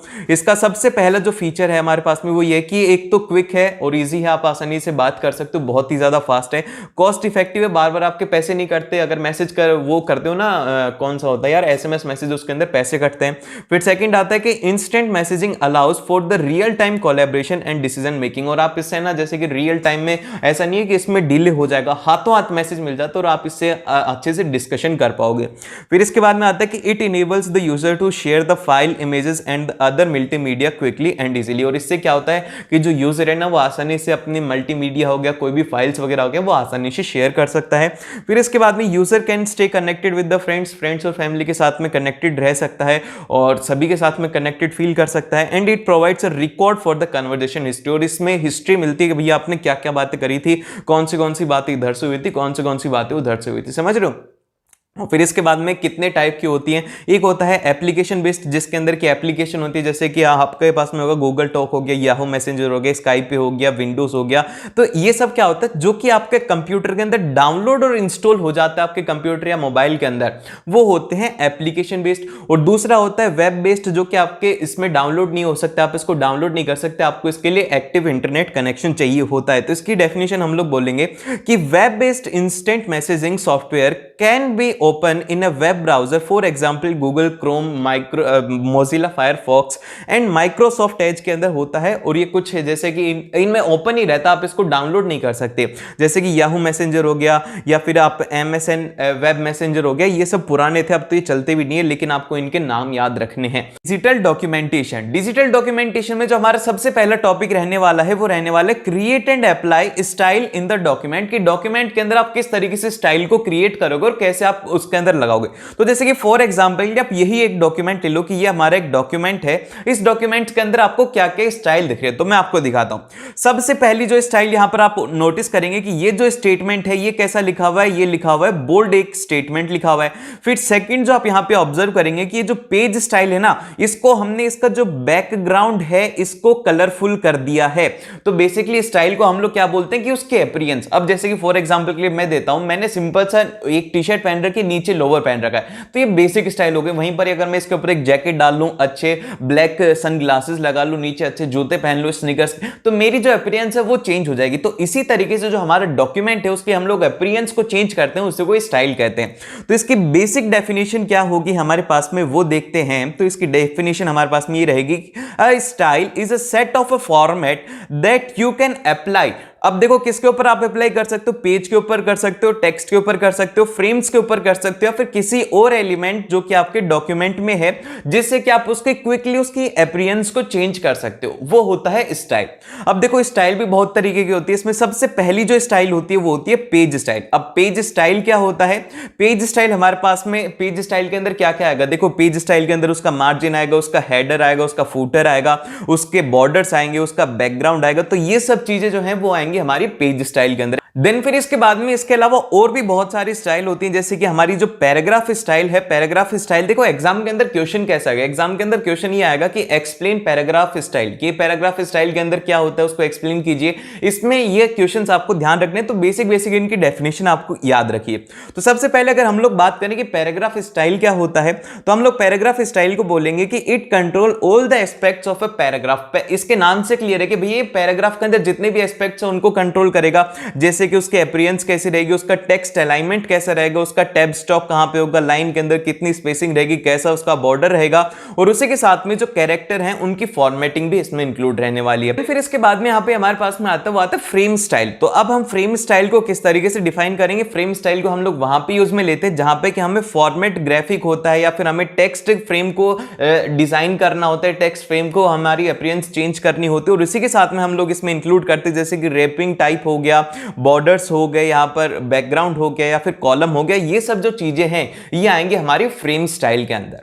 फिर इसके बाद में जो नेक्स्ट आता है वो आता है नंबरिंग स्टाइल। नंबरिंग स्टाइल के अंदर आप लोग जो अलाइनमेंट है उसको करेंगे नंबरिंग, या फिर बुलेट फॉर्म में कैरेक्टर में, जैसे कि आपने देखा होगा कि कई बार यहां पे पॉइंट्स आपको ऐसे मिलेंगे और कई बार हम लोग 1 2 3 करके लिख देते हैं, तो ये जो फॉर्मेट होता है इसको हम लोग बोलते हैं नंबरिंग स्टाइल। इसी तरीके से सेल स्टाइल होता है। सेल स्टाइल के अंदर हम लोग क्या क्या इंक्लूड करते हैं, उसका फॉन्ट इंक्लूड करते हैं, अलाइनमेंट इंक्लूड करते हैं, उसका बॉर्डर इंक्लूड करते हैं, बैकग्राउंड नंबर फॉर्मेट, ये सब चीजें किसमें इंक्लूड होती है, सेल स्टाइल के अंदर होती है। फिर इसके बाद में जो नेक्स्ट टॉपिक आता है ना इसका, वो ये आता है कि हाउ टू अप्लाई स्टाइल। आप इस स्टाइल को कैसे अप्लाई करोगे, तो इसके लिए आपके पास में 3 स्टेप रहेंगे। तो सबसे पहला तो स्टेप यही है कि आप सेलेक्ट करो कि आपको कौन सा पैराग्राफ चाहिए, या फिर किसी टेक्स्ट के लिए चाहिए, या फिर कोई भी अदर एलिमेंट है, सबसे पहले उसको सेलेक्ट करो जहां पर कि आप स्टाइल को अप्लाई करना चाहते हो। फिर इसके बाद में स्टेप सेकंड है, आपको फॉर्मेट के ऊपर क्लिक करना है। फिर इसके बाद में स्टाइल फॉर्मेटिंग, या फिर आप F11 को प्रेस कर सकते हैं। फिर इसके बाद में स्टेप 3 है सिलेक्ट एनी वन स्टाइल, जो कि आप लेना चाहते हैं कि कैसे स्टाइल लेना चाहते हैं, आप उसको राइट में अलाइन करना चाहते हैं, लेफ्ट में करना चाहते हैं, सेंटर में करना चाहते हैं, जो भी आप करना चाहते हैं वो कीजिए। 3 स्टेप का ये रहेगा, और ये अगर क्वेश्चन आएगा तो 2 नंबर के ऐसे क्वेश्चन आते हैं, उसके अंदर आपको ऐसे ही स्टेप्स लिखने हैं। फिर इसके बाद में अगला जो टॉपिक आता है वो आता है कि how to apply fill format mode, कि हम फिल फॉर्मेट मोड को कैसे अप्लाई करेंगे। तो हम लोग सिंपल से इसके अंदर 4 स्टेप को फॉलो करेंगे। इसमें से स्टेप नंबर 1 जो है वो ये है कि select the element that contain the formatting you wants to copy. भैया आप जिसका फॉर्मेट को कॉपी करना चाहते हो सबसे पहले उसको सेलेक्ट करो।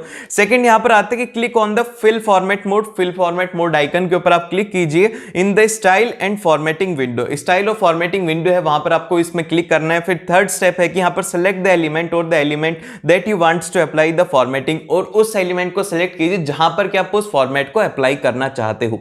और फिर लास्ट के अंदर आपको click on the element that you wants to apply the formatting, और क्लिक कीजिए उस फॉर्मेट के ऊपर जिसके ऊपर कि आप उसको लगाना चाहते हैं। बड़ा ही सिंपल से स्टेप्स हैं इसके। और फिर इसके बाद में अगला जो आता है वो ये आता है कि create a new style from a selection, कि आप एक नई स्टाइल को कैसे जनरेट कर सकते हो एक नए सिलेक्शन से। फ्रॉम अ सिलेक्शन, कि आप कोई को सिलेक्ट करके उसे कैसे नई स्टाइल जनरेट कर सकते हो। तो सबसे पहले आपको क्या करना है, यहां पर सेलेक्ट द फॉर्मेटेड टेक्स्ट और पैराग्राफ। आपको एक कोई भी फॉर्मेटेड टेक्स्ट या फिर एक पैराग्राफ है वो सबसे पहले आप सेलेक्ट करेंगे।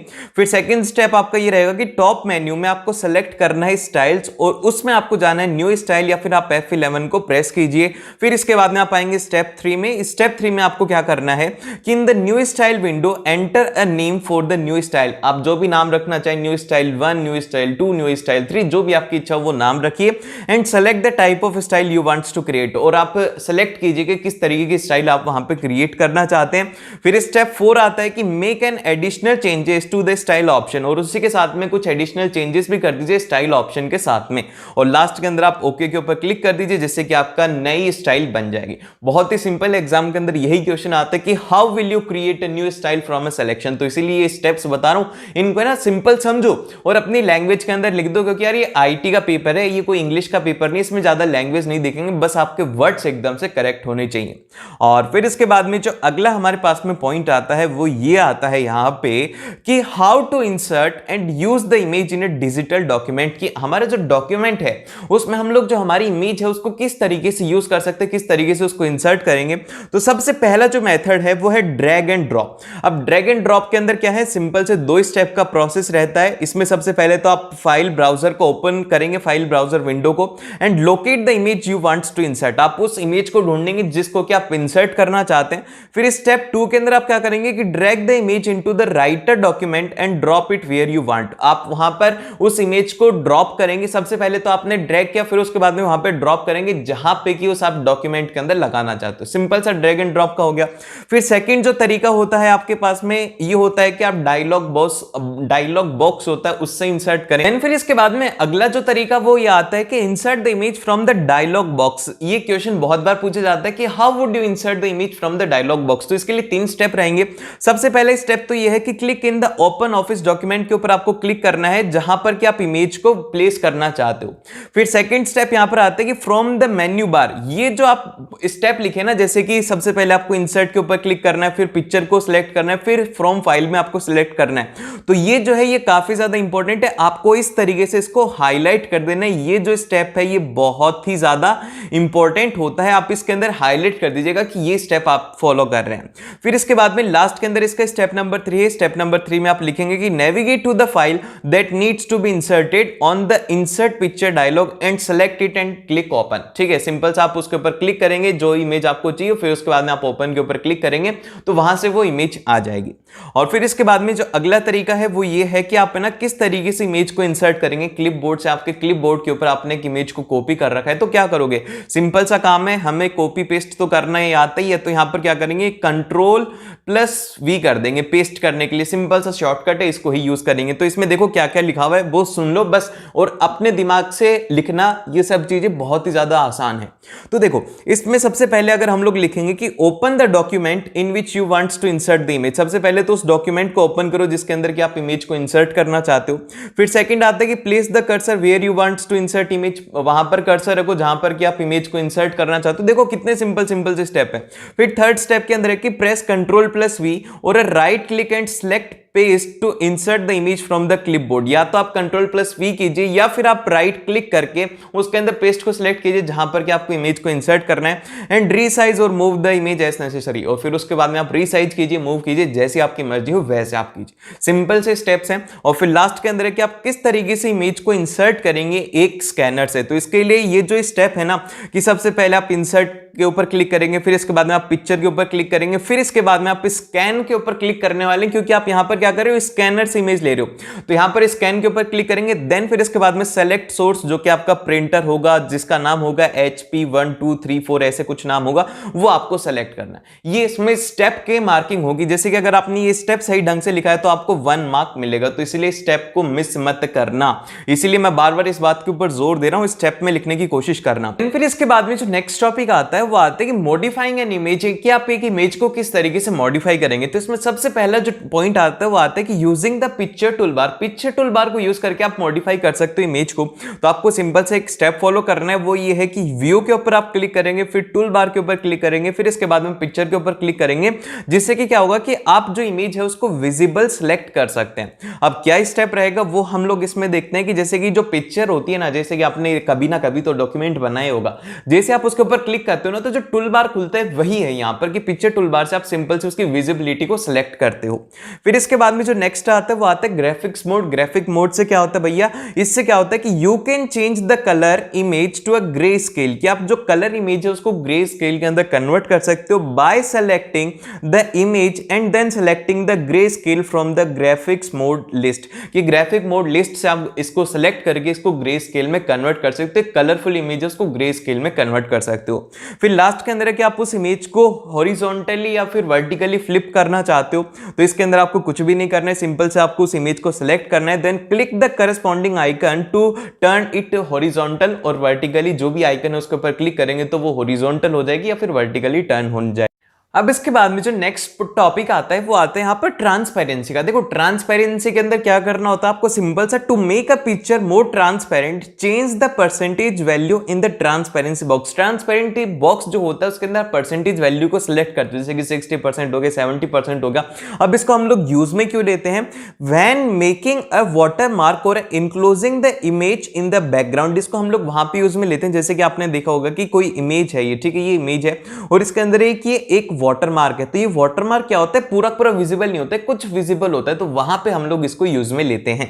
देन फिर इसके बाद में जो नेक्स्ट है, ये जो 4 पॉइंट है ये ध्यान से सुन लेना, ध्यान से इनको याद रख लेना, क्योंकि ये आपके सैंपल पेपर है उसमें पूछा जा चुका है। और सैंपल पेपर अगर देख रहे हैं तो उसका लिंक मैं आपको दे दूंगा, वहां से जाकर के एक बार आईटी का सैंपल पेपर देख लेना, जिससे कि आपको आइडिया हो जाएगा कि कैसा पेपर आपको एग्जाम में देखने को मिलेगा। एक तो सरप्राइज हो जाओ जाकर के कि हम तो पढ़ के कुछ हो रहा है तो पेपर ही क्या आ गया भाई, तो ऐसा सरप्राइज नहीं होना, इसलिए एक बार वो पेपर जरूर से देख लेना, ठीक है। तो इसके अंदर सबसे पहला जो हमारे पास में पॉइंट आता है वो ये आता है कि कीप स्केल और कीप इमेज साइज, की मतलब कि सिंपल सा बात यहां पर कहने की ये है कि भैया जो आपकी इमेज साइज है उसको एज इट इज रखना चाहते हो, जो आपकी डिफॉल्ट आपने इमेज सेलेक्ट किया अगर वही रखना चाहते हो तो आप लोग इसको सेलेक्ट करेंगे। और इसको एक और नाम से भी कहा जाता है, आपके सैंपल पेपर के अंदर जो नाम है वो है यहां पर इसका कीप रेशियो।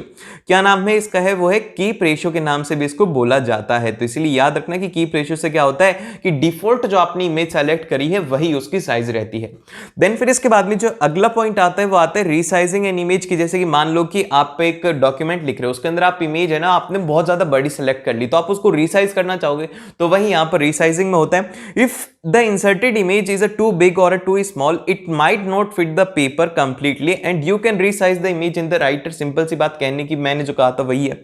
फिर लास्ट के अंदर है कि रोटेटिंग है, पिक्चर आपने उल्टी इमेज को सिलेक्ट कर लिया तो उसको रोटेट करके सीधा भी तो करोगे ना, जैसे व्हाट्सएप पर करते हो, जैसे कि लैंडस्केप में उसको पोर्ट्रेट में करते हो, वही काम यहां पर करना है। फिर लास्ट के अंदर है कि क्रिएटिंग अ ड्राइंग ऑब्जेक्ट, या आप उसके अंदर ड्राइंग ऑब्जेक्ट को क्रिएट कर रहे हो, तो इसमें क्या होता है कि display the drawing tool bar bye selecting. अब आप क्या सेलेक्ट करेंगे, सबसे पहले व्यू को सेलेक्ट करेंगे, फिर उसके बाद में टूल बार, देन फिर इसके बाद में drawing to start utilising the drawing tool. फिर इसके बाद में ही आप लोग ड्राइंग टूल को यूज करना स्टार्ट करेंगे। देन फिर इसके बाद में जो नेक्स्ट आता है वो आता है कि creating a template from a document, कि आप किस तरीके से एक टेम्पलेट बना सकते हो एक डॉक्यूमेंट से। तो देखो भाई साहब मैं बता रहा हूं, ये जो सब्जेक्ट है ना ये है ही ऐसा, पूरा पूरा थ्योरेटिकल है, इसमें आप लोगों को प्रैक्टिकल अगर मैं करके दिखाऊंगा तो आपका टाइम वेस्ट होगा। तो इसलिए जैसी बातें हैं वैसी याद करते जाओ, समझते जाओ, बस यही काम है। और इसको ज्यादा पढ़ना भी नहीं है, बस अभी पेपर हो जाएगा 1-2 दिन में, फिर उसके बाद में भूल जाना। तो इसीलिए अभी इसको है ना अच्छे से रट लो। तो यहां पर सबसे पहले कहा क्या है कि आप किस तरीके से एक टेम्पलेट बनाओगे एक डॉक्यूमेंट से। तो इसके लिए सबसे पहला जो हमारा स्टेप रहेगा वो ये रहेगा कि सबसे पहले तो आप ओपन कीजिए, open new or existing document of a type you wants to make into a template. सबसे पहले तो आप एक नया या फिर एग्जिस्टिंग डॉक्यूमेंट खोलिए जिस तरीके का आप बनाना चाहते हो, जो कि एक टेक्स्ट डॉक्यूमेंट भी हो सकता है, फिर एक स्प्रेडशीट भी हो सकता है, फिर एक ड्राइंग प्रेजेंटेशन भी हो सकता है, कुछ भी हो सकता है। और स्टेप सेकंड क्या रहेगा, स्टेप सेकंड के अंदर आपको क्या करना होगा कि add the content and the style that you want, और आपको उसके अंदर कंटेंट को ऐड करना है और स्टाइल को डालना है जो कि आप चाहते हैं। फिर इसके बाद में स्टेप 3 में आप क्या करेंगे कि फ्रॉम द मेन मेन्यू, फिर इसके बाद में आप क्या चूज करेंगे फाइल, फिर इसके बाद में टेम्पलेट, फिर इसके बाद में आप उसको सेव करें। ठीक है, बड़ा ही सिंपल सा था। टेम्पलेट कैसे बनाओगे डॉक्यूमेंट्स, 3 स्टेप का आंसर था। फिर इसके बाद में अगला आता है कि आप विजार्ड से कैसे क्रिएट करेंगे एक टेम्पलेट को। तो हम लोग इसके लिए क्या करेंगे, सबसे पहले स्टेप नंबर 1 में आप चूज करेंगे फाइल को, फिर इसके बाद में विजार्ड, देन फिर इसके बाद में आप टाइप करेंगे टेम्पलेट रिक्वायर्ड, कि कौन सी टेम्पलेट है जो कि आप रिक्वायर्ड, कौन सी टेम्पलेट आपको चाहिए वो आप वहां पर लिखेंगे। फिर इसके बाद में स्टेप सेकंड में क्या करना है, स्टेप सेकंड में आपको करना है follow the instruction on the page pages of a wizard, like जैसे कि डेट हो गया, सब्जेक्ट लाइन हो गया, सैल्यूटेशन हो गया, या फिर कॉम्प्लीमेंट्री क्लोज हो गया, ये सब चीजें आपको उसमें जो भी इंस्ट्रक्शन है विजार्ड के अंदर वो आपको फॉलो करने हैं। फिर स्टेप 3 के अंदर क्या करना है कि in the last session of the wizard you can specify the name and the location for saving the template. और जब ये सब कुछ आप कर लो तो लास्ट सेक्शन जो रहता है ना विजार्ड का नीचे नीचे, उसके अंदर आप ना जो नेम है और जो लोकेशन है उसको बता सकते हो कि आप कहां पर उसको सेव करना चाहते हो उस टेम्पलेट को। फिर लास्ट के अंदर स्टेप 4 में है कि finally you have the option of creating a new document from your template immediately और manually changing the template. Simple सा भाई आपके पास में ऑप्शन है कि आप इससे एक नया डॉक्यूमेंट क्रिएट कर सकते हो, जो कि इमीडिएटली कर सकते हो या फिर आप मैन्युअली इसको चेंज करके कर सकते हो। तो आज के वीडियो में बस इतना ही था, मिलते हैं आप लोगों से नेक्स्ट वीडियो में, and all the very best.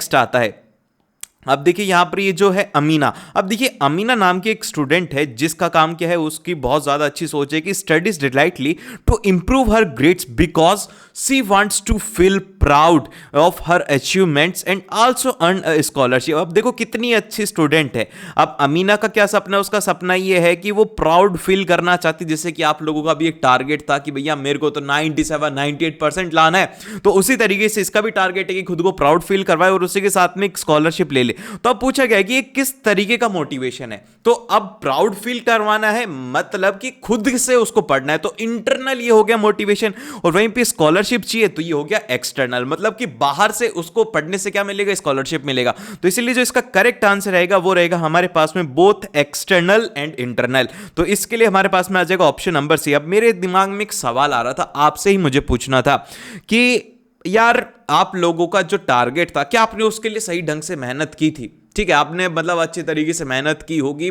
जहां कहीं भी कमियां रही होंगी। ये लाइफ बहुत बड़ी है तो उसको लेकर के कभी भी रिग्रेट मत करना, बस इससे सुधार कर लेना अपने आप में कि मेहनत करने से चीजें मिलेंगी, अदरवाइज कुछ भी नहीं मिलेगा। तो ये बात बहुत ज्यादा जरूरी है। फिर इसके बाद में जो आता है हमारा थर्ड क्वेश्चन। अब इस थर्ड क्वेश्चन में हमसे ये बात कही गई है कि यहां पर ये जो राजेश है ये क्या करता है, एक अपना न्यू ऐप लॉन्च करता है, but he it fails to attract users and he faces a financial losses, जिस वजह से उसको नुकसान हो जाता है। फिर उसके बाद में क्या होता है कि he gathers his team to discuss the failure and take accountability.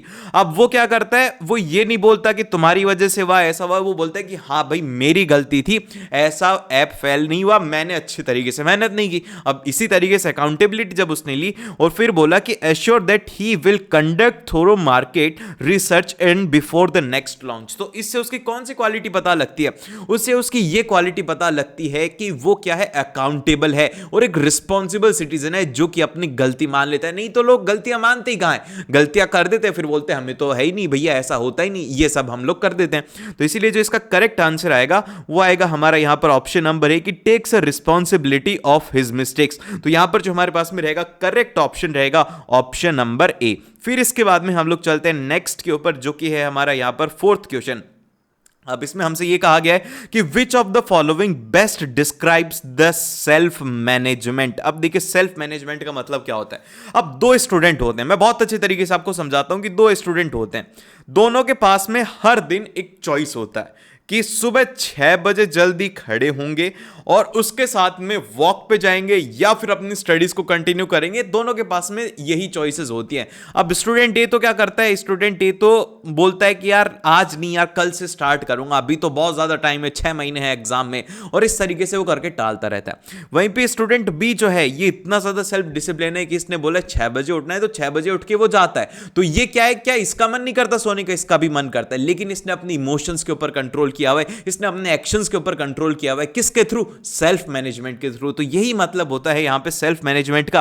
तो हमारे पास में जो इसका करेक्ट आंसर रहेगा वो ये रहेगा कि to the ability to control one emotions thought behaviour in various situations. तो इसको हम लोग बोलते हैं यहां पर सेल्फ मैनेजमेंट। तो इसके लिए बी ऑप्शन एकदम से करेक्ट आ जाएगा। आपको ये लगता होगा कि पढ़ना बहुत ज्यादा टफ है, पढ़ना नहीं चाहिए, ये वो बकवास, तो ये सभी के साथ में होता है, लेकिन जो लोग टॉप 1% में आते हैं, अब क्या एक बार आप खुद ईमानदारी से मुझे बताओ कि क्या आपको एवरेज लाइफ जीना पसंद है? क्या आप भी ये चाहते हो ना कि आपके पास भी एक अच्छी महंगी सी गाड़ी हो, एक अच्छा सा घर हो, आपके पेरेंट्स भी प्राउड फील करें, आपको भी उस टॉप 1% में आना है लेकिन हम मेहनत कैसी करते हैं, हम मेहनत करते हैं रील्स वाली, कि रील्स देखते रहते हैं घंटों घंटों, क्या उससे ये चीजें पॉसिबल होंगी, नहीं होंगी। तो इसीलिए मेहनत करना जरूरी है। तो आईटी के एग्जाम में भी अपनी पूरी पूरी मेहनत करना है, जी जान लगा देना है। जिस दिन जागो उसी दिन से, जिस दिन भी आपको ऐसा लगता है कि यार बहुत हो गया, अब एक बार मेहनत करके देखते हैं, तो वो आपका एकदम से करेक्ट टाइम होता है। देन फिर इसके बाद में आता है हमारे पास में फिफ्थ, मैं टॉपिक से थोड़ा ज्यादा भटक रहा हूं, अब नहीं भटकेंगे हम।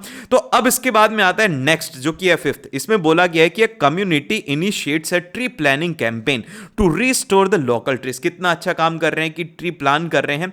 फिर उसके साथ में aiming to enhance the biodiversity and prevents the soil erosion and provides the habitat for wild life. And this initiates also includes educating residents and about the sustainable land use practices। तो ये कौन सा SDG है? SDG का मतलब है यहां पर सस्टेनेबल डेवलपमेंट गोल, ठीक है, ये होता है इसका मतलब। तो अब इसका क्या काम है भैया? सिंपल सी बात, यहां पे किसकी करी जा रही है? यहां पर बार बार लैंड की बात करी जा रही है। तो आपने कॉन्सेप्ट पढ़ा होगा सस्टेनेबल डेवलपमेंट गोल में, वो है लाइफ ऑन लैंड। तो इसीलिए जो इसका करेक्ट ऑप्शन हो जाएगा वो हो जाएगा हमारे पास में ऑप्शन नंबर बी, ठीक है। ये आपको बात ध्यान रखनी है। अब फिर इसके बाद में जो नेक्स्ट आता है हमारे पास में, वो आता है सिक्स्थ क्वेश्चन। और ध्यान रहे कि इनमें से कोई से भी 4 क्वेश्चन एग्जाम में करके आने। तो अब इसके बाद में ये आता है, इसमें कहा गया है कि how can an antivirus protect your device. Antivirus होता क्या है? देखो, बेसिकली जब हमारे कंप्यूटर में वायरस आ जाते हैं, जैसे कि वायरस आ जाता है मतलब कि बाहर का कोई प्राणी आ जाता है, तो ये क्या करता है? हमारी फाइल्स को करप्ट कर देता है, हमारी फाइल्स हम लोग यूज नहीं कर पाते, जिस वजह से हमें बहुत ज्यादा दिक्कत होती है। तो वहीं पे एंटीवायरस क्या करता है? ये हमें प्रोटेक्ट करता है फ्रॉम गेटिंग करप्टेड। तो इसीलिए जो इसका करेक्ट ऑप्शन रहेगा ऑप्शन नंबर सी, जो कि है कि यहां पर कि it prevents data from getting corrupted. तो इसीलिए सी ऑप्शन इसका एकदम से करेक्ट हो गया। फिर इसके बाद में सेकंड क्वेश्चन आता है, ध्यान से पढ़ लेना। इसमें क्या बोला गया है? इसमें आपको कहा गया है कि answer any 5 questions out of 6 questions. तो अब ये जो क्वेश्चन है, अब इसमें सबसे पहला क्वेश्चन, अब आप लोग मुझे कमेंट करके बताइएगा कि इसका क्या आंसर रहेगा। तो ये है यहां पर कि which feature in winter alloys allows you to apply the same style to the multiple words scattered throughout the documents। कि मतलब एक ऐसा फॉर्मेट में, एक ऐसा ऑप्शन जिसके थ्रू कि आप सभी के अंदर एक जैसे फॉर्मेट फिल कर सकते हो, तो वो कौन सा है? तो अभी आप लोग मुझे कमेंट करके बताइएगा कि ए होगा, बी होगा, सी होगा या फिर डी ऑप्शन रहेगा। देखते हैं कितने स्टूडेंट इसका सही कमेंट करते हैं। जो भी सही कमेंट करेगा उसको मेरी तरफ से दिल दिया जाएगा। फिर उसके बाद में जो नेक्स्ट आता है, नेक्स्ट क्वेश्चन में हमसे कहा गया है इसके सेकंड पार्ट में, ये है कि which features allows you to jump to a different document, spreadsheet और a website within a document. कि किसी भी एक डॉक्यूमेंट के अंदर अगर आपको एक जगह से दूसरी जगह पर जाना होता है, तो इसके लिए हम लोग क्या काम में लेते हैं? जैसा कि मैं आपको बताता हूं कि आप एक, जैसे कि नीचे आपको दिख रहा होगा एक सब्सक्राइब का बटन होता है, एक लाइक का बटन होता है, तो ये सब दबा देने होते हैं। लेकिन वहीं पे आप नीचे जब डिस्क्रिप्शन को खोलोगे तो वहां पर आपको एक लिंक दिखेगा, जिससे कि आप मेरी ही दूसरी वीडियो पर चले जाओगे। तो वो क्या होता है? वो होता है यहां पर हाइपर लिंक। मतलब लिंक जैसा दिखता है तो उसको हम लोग बोल देते हैं हाइपर लिंक। तो इसीलिए जो इसका करेक्ट ऑप्शन हो जाएगा ऑप्शन नंबर सी हो जाएगा। और फिर इसके बाद में चलते हैं हम लोग थर्ड के ऊपर, थर्ड क्वेश्चन के ऊपर, जिसमें हमसे कहा गया है कि how many levels of heading does a Liber office writer support. कि एक लाइबर ऑफिस का जो राइटर होता है वो कितनी लैंग्वेज को सपोर्ट करता है? सिंपल है, ये याद रखना होगा, वो है आपको 10। इसका एकदम से करेक्ट आंसर होगा। देन फिर इसके बाद में नेक्स्ट आता है कि which of the following is not true about templates. कि कौन सी चीजें सही नहीं है टेम्पलेट्स के रिगार्डिंग। नोट को मार्क कर लेते हैं। अब देखिए हमारे पास में सबसे पहला जो ऑप्शन है वो यहां पर आता है कि the style and formatting features can be used. एकदम से सही बात है। फिर सेकंड आता है कि Liber office provides online templates. ये भी एकदम से सही बात है। फिर उसके बाद में नेक्स्ट आता है कि templates can have reading text styles page number headers and footers. ये भी एकदम से सही है। तो अब क्या चीज गलत है? डी ऑप्शन गलत है कि we can not create our own template. भैया गलत बात है, ये गलत ऑप्शन है। तो इसलिए करेक्ट आंसर हो जाएगा इसका ऑप्शन नंबर डी। फिर इसके बाद में जो नेक्स्ट आता है, जैसा कि यहां पर आगे हमारे पास में क्वेश्चन नंबर 5। अब क्वेश्चन नंबर 5 में कहा गया है कि Radha is planning school event and she wants to decide how much money allocated to different activities like games, food and decorations. और फिर उसके बाद में क्या होता है कि she creates several different budget plans to see how changing the amount for each category affects the total expenses. मतलब ये हो रहा है कि राधा को, ये है यहां पर राधा ही है ना, तो पहले तो राधे राधे आप सभी को, ठीक है। तो अब यहां पे राधा क्या कर रही हैं, राधा ये कर रही हैं कि उनको है ना बहुत सारी एक्टिविटीज करनी है, जैसे गेम्स खेलना है, फूड्स खेलना है। तो वो क्या सोच रही है, उसके दिमाग में थॉट आ रहे हैं कि अगर जैसे कि मेरे पास में 100 रुपीज हैं और उसमें से अगर मैं 20 रुपीज गेम्स में स्पेंड कर दूंगी, फिर उसके बाद में 40 रुपीज अगर मैं फूड के ऊपर स्पेंड कर दूंगी, और जो बचे हुए रुपए हैं मेरे पास में 40 रुपीज में अगर डेकोरेशन पर स्पेंड कर दूंगी, ऐसा ना करके ऐसा कर लो, ऐसा ना करके ऐसा कर लो, जिसमें कि हम डिफरेंट डिफरेंट सिचुएशंस लेते हैं। तो ऐसे केस में हम लोग क्या करेंगे, तो यही हमसे पूछा गया है। तो इसके लिए हमारे पास में जो 4 ऑप्शन है उनमें से सबसे फर्स्ट ऑप्शन है, उसमें कहा गया है कि by writing down budget on paper. क्या इससे हेल्प मिलेगी? नहीं भाई, ये तो ऑलरेडी वो कर चुकी है ना। फिर उसके बाद में जो नेक्स्ट आता है, फिर उसके बाद में बी ऑप्शन आता है कि by using what if scenario feature in spreadsheet to create and analyse different budget options. ये एकदम से सही होगा कि भैया कि अलग अलग डिफरेंट ऑप्शंस अगर व्हाट इफ वो लगा देगी कि इसमें ऐसा ना करके ऐसा कर दो, तो वो वाली सिचुएशन उसको मिल जाएगी स्प्रेडशीट में, जो कि बहुत ज्यादा यूजफुल रहेगा। तो इसीलिए बी ऑप्शन इसका एकदम से करेक्ट हो जाएगा, व्हाट इफ वाला सिनेरियो। फिर इसके बाद में आता है इसका 6, जिसमें बोला गया है कि what is the main goal of applying ergonomics in office setting. की अर्गोनॉमिक्स का मतलब ये होता है कि वहां पे आप लोग, जैसे कि अब मैं बैठा हूं, ठीक है, अब मेरी जो पोजीशन है वो स्ट्रेट है, एकदम से मेरी कमर स्ट्रेट है, इस तरीके से है कि मुझे ज्यादा लंबे टाइम तक भी अगर मैं बैठूं तो मुझे दर्द वगैरह ना हो, इसे बोलते हैं एक अर्गोनॉमिक्स। तो अब इसका काम क्या होता है, इसका काम ये होता है कि जैसे काम करो तो आपकी कमर में दर्द ना हो, आप अच्छी तरीके से लॉन्ग आवर्स के लिए सेटिंग कर पाए, तो इसीलिए यही इसका ऑप्शन रहेगा। तो अब इसका हम लोग एक बार देख लेते हैं ऑप्शंस क्या क्या गिवन है। तो इसका जो सबसे फर्स्ट ऑप्शन है कि to ensure the amount of work done in a shorter time. नहीं भाई, ये थोड़ी है कि शॉर्टर टाइम करने के लिए थोड़ी ना अर्गोनॉमिक्स को डिजाइन किया जाता, लॉन्ग आवर्स के लिए डिजाइन किया जाता है। फिर उसके बाद में जो नेक्स्ट आता है वो ये आता है कि to design a task that are more interesting for employees. नहीं भाई, ऐसा थोड़ी करना, उनको एंजॉयमेंट थोड़ी देना है। फिर नेक्स्ट आता है, ये ऑप्शन है कि to ensure easy and safe use of equipments and reducing the risk of injury. तो सी ऑप्शन इसका एकदम से करेक्ट हो जाएगा कि अर्गोनॉमिक का मतलब ही ये है कि वो आसान हो और उससे जो रिस्क है जैसे इंजरी वगैरह होने का, वो भी उसमें रिड्यूस हो जाए। फिर इसके बाद में नेक्स्ट आता है क्वेश्चन नंबर 3। इसमें भी बोला गया 5 क्वेश्चन आपको अटेम्प्ट करने किसी भी 6 क्वेश्चन में से। अब देखिए, अब इसमें सबसे पहला क्वेश्चन बहुत ज्यादा आसान है, हमारे पास में इसका सेकंड क्वेश्चन। तो अब इसमें हमसे कहा गया है कि what is the benefit of inserting an image as a link in the document. कि जैसे कि आपने डॉक्यूमेंट बनाया, अब यहां पर अगर मैं लिंक लिख देता हूं जो भी आपकी फेवरेट इमेज है इस तरीके से, तो इससे होगा ये कि वो जो इमेज है वो कहीं और जाकर के स्टोर होगी। अगर वो कहीं और स्टोर है तो इससे क्या होगा कि मेरी जो डॉक्यूमेंट की साइज है वो यहां पर रिड्यूस हो जाएगी, जिससे कि मेरा डॉक्यूमेंट शॉर्ट हो जाएगा। तो इसीलिए यही फायदा होता है उसको अलग जगह पर स्टोर करने का। तो हम लोग इसमें लिखेंगे कि it reduces the document size by storing only the reference to this image. एकदम से सही बात है, तो इसका ए ऑप्शन यहां पर एकदम से करेक्ट हो गया। और अब इसके बाद में आता है नेक्स्ट क्वेश्चन, जो कि है हमारा क्वेश्चन नंबर 3। अब देखिए, इसमें हमसे कहा गया है कि after incorporating the reviews Krishna mailed the document to his editor with the track changes on. कि उसने जो चेंजेस थे उसको ऑन करके भेजेगी ताकि वो देख पाए कि क्या क्या चेंजेस उसके एडिटर ने किए। फिर उसके बाद में he made a certain changes in the document and Pradeep wants to compare his original document with the review document. And फिर उसके बाद में बोलता है कि what is the first step Krishna should take to compare his edited document with the original document. Simple सी बात है, उसको क्या करना होगा, सबसे पहले एडिट के ऊपर क्लिक करना होगा, देन फिर उसके बाद में ट्रैक चेंजेस के ऊपर क्लिक करना होगा, देन फिर उसके बाद में कंपेयर डॉक्यूमेंट ऑप्शन के ऊपर अगर वो क्लिक करेगा तो उसे वहां पर ओरिजिनल डॉक्यूमेंट दिख जाएगा। तो इसका जो करेक्ट ऑप्शन रहेगा वो रहेगा ऑप्शन नंबर बी। फिर इसके बाद में जो नेक्स्ट आता है हमारे पास में, इसका ही क्वेश्चन नंबर 4। इसमें बोला गया है कि it allows the placement of a image in relation to text, कि टेक्स्ट के रिलेशन में कौन सा अलाउ करता है।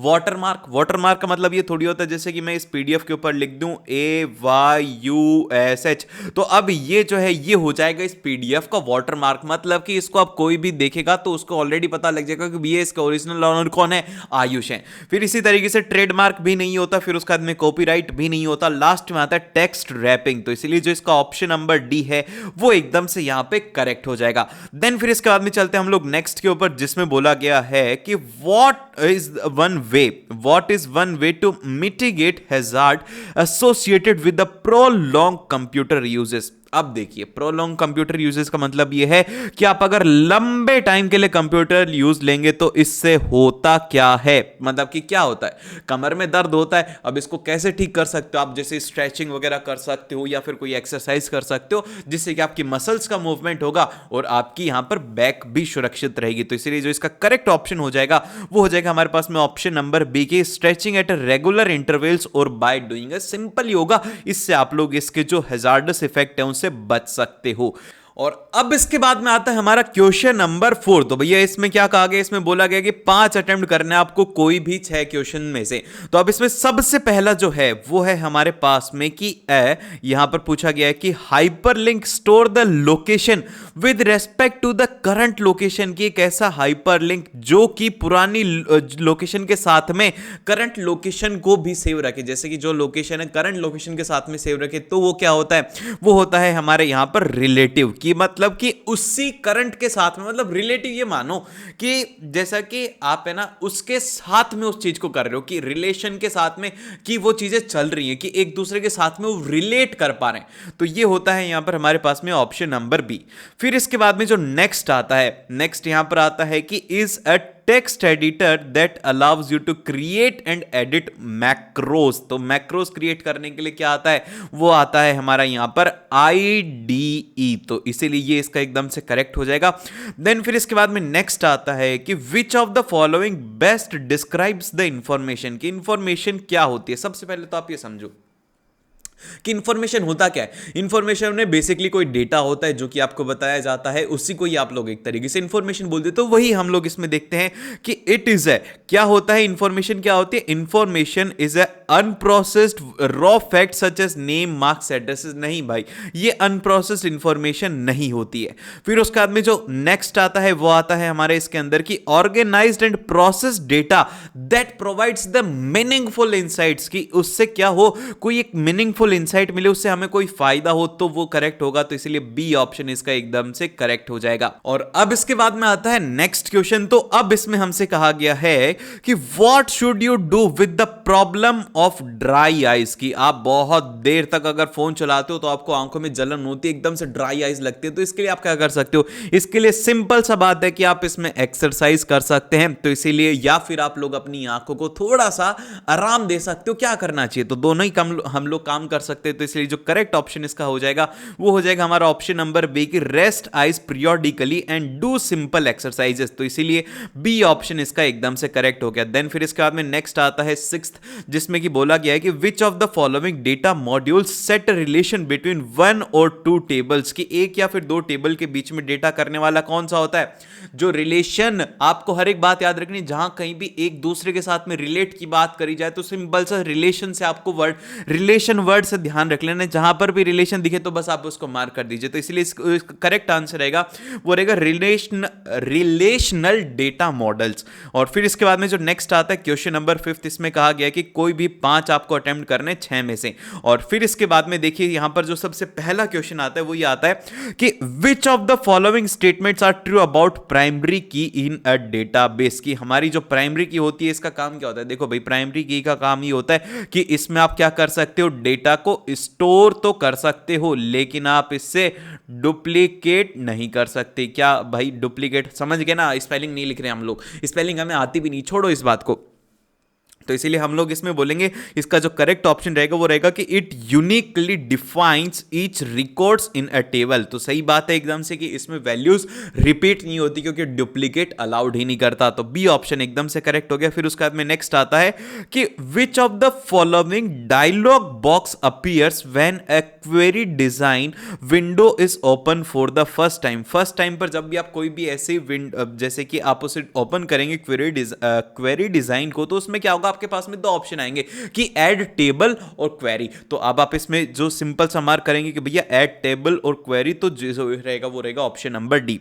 और फिर इसके बाद में आते हैं इसका अगला क्वेश्चन। अगला क्वेश्चन, ये जो क्वेश्चन है बहुत ज्यादा आसान सा क्वेश्चन है। अब इसमें कहा गया है कि फोर्थ वाले में कि which of the following is a recommended way to manage stress at work. अगर आपको काम के टाइम पर स्ट्रेस हो रहा है तो आप क्या करेंगे, आपको सिंपल सा क्या करना है, आपको अपने कलीग्स के साथ में मौज मस्ती करनी है। आपको जब स्ट्रेस होता है आप क्या करते हो, आप अपने दोस्तों के साथ में गप्पे लड़ाते हो। तो यही आपको ऑफिस में भी जाकर ये करना है, ऐसी जो वो जहां पर कि दोस्तों से गप्पे मारे जाए तो मजा आ जाएगा। तो इसीलिए हम लोग बोलेंगे कि यहां पर जो भी प्रॉब्लम समस्या होती है, जब लड़ाई होती है, किसको बुलाते हो, अपने दोस्तों को बुलाते हो। ऑफिस में किसको बुलाओगे, कलीग्स को बुलाओगे।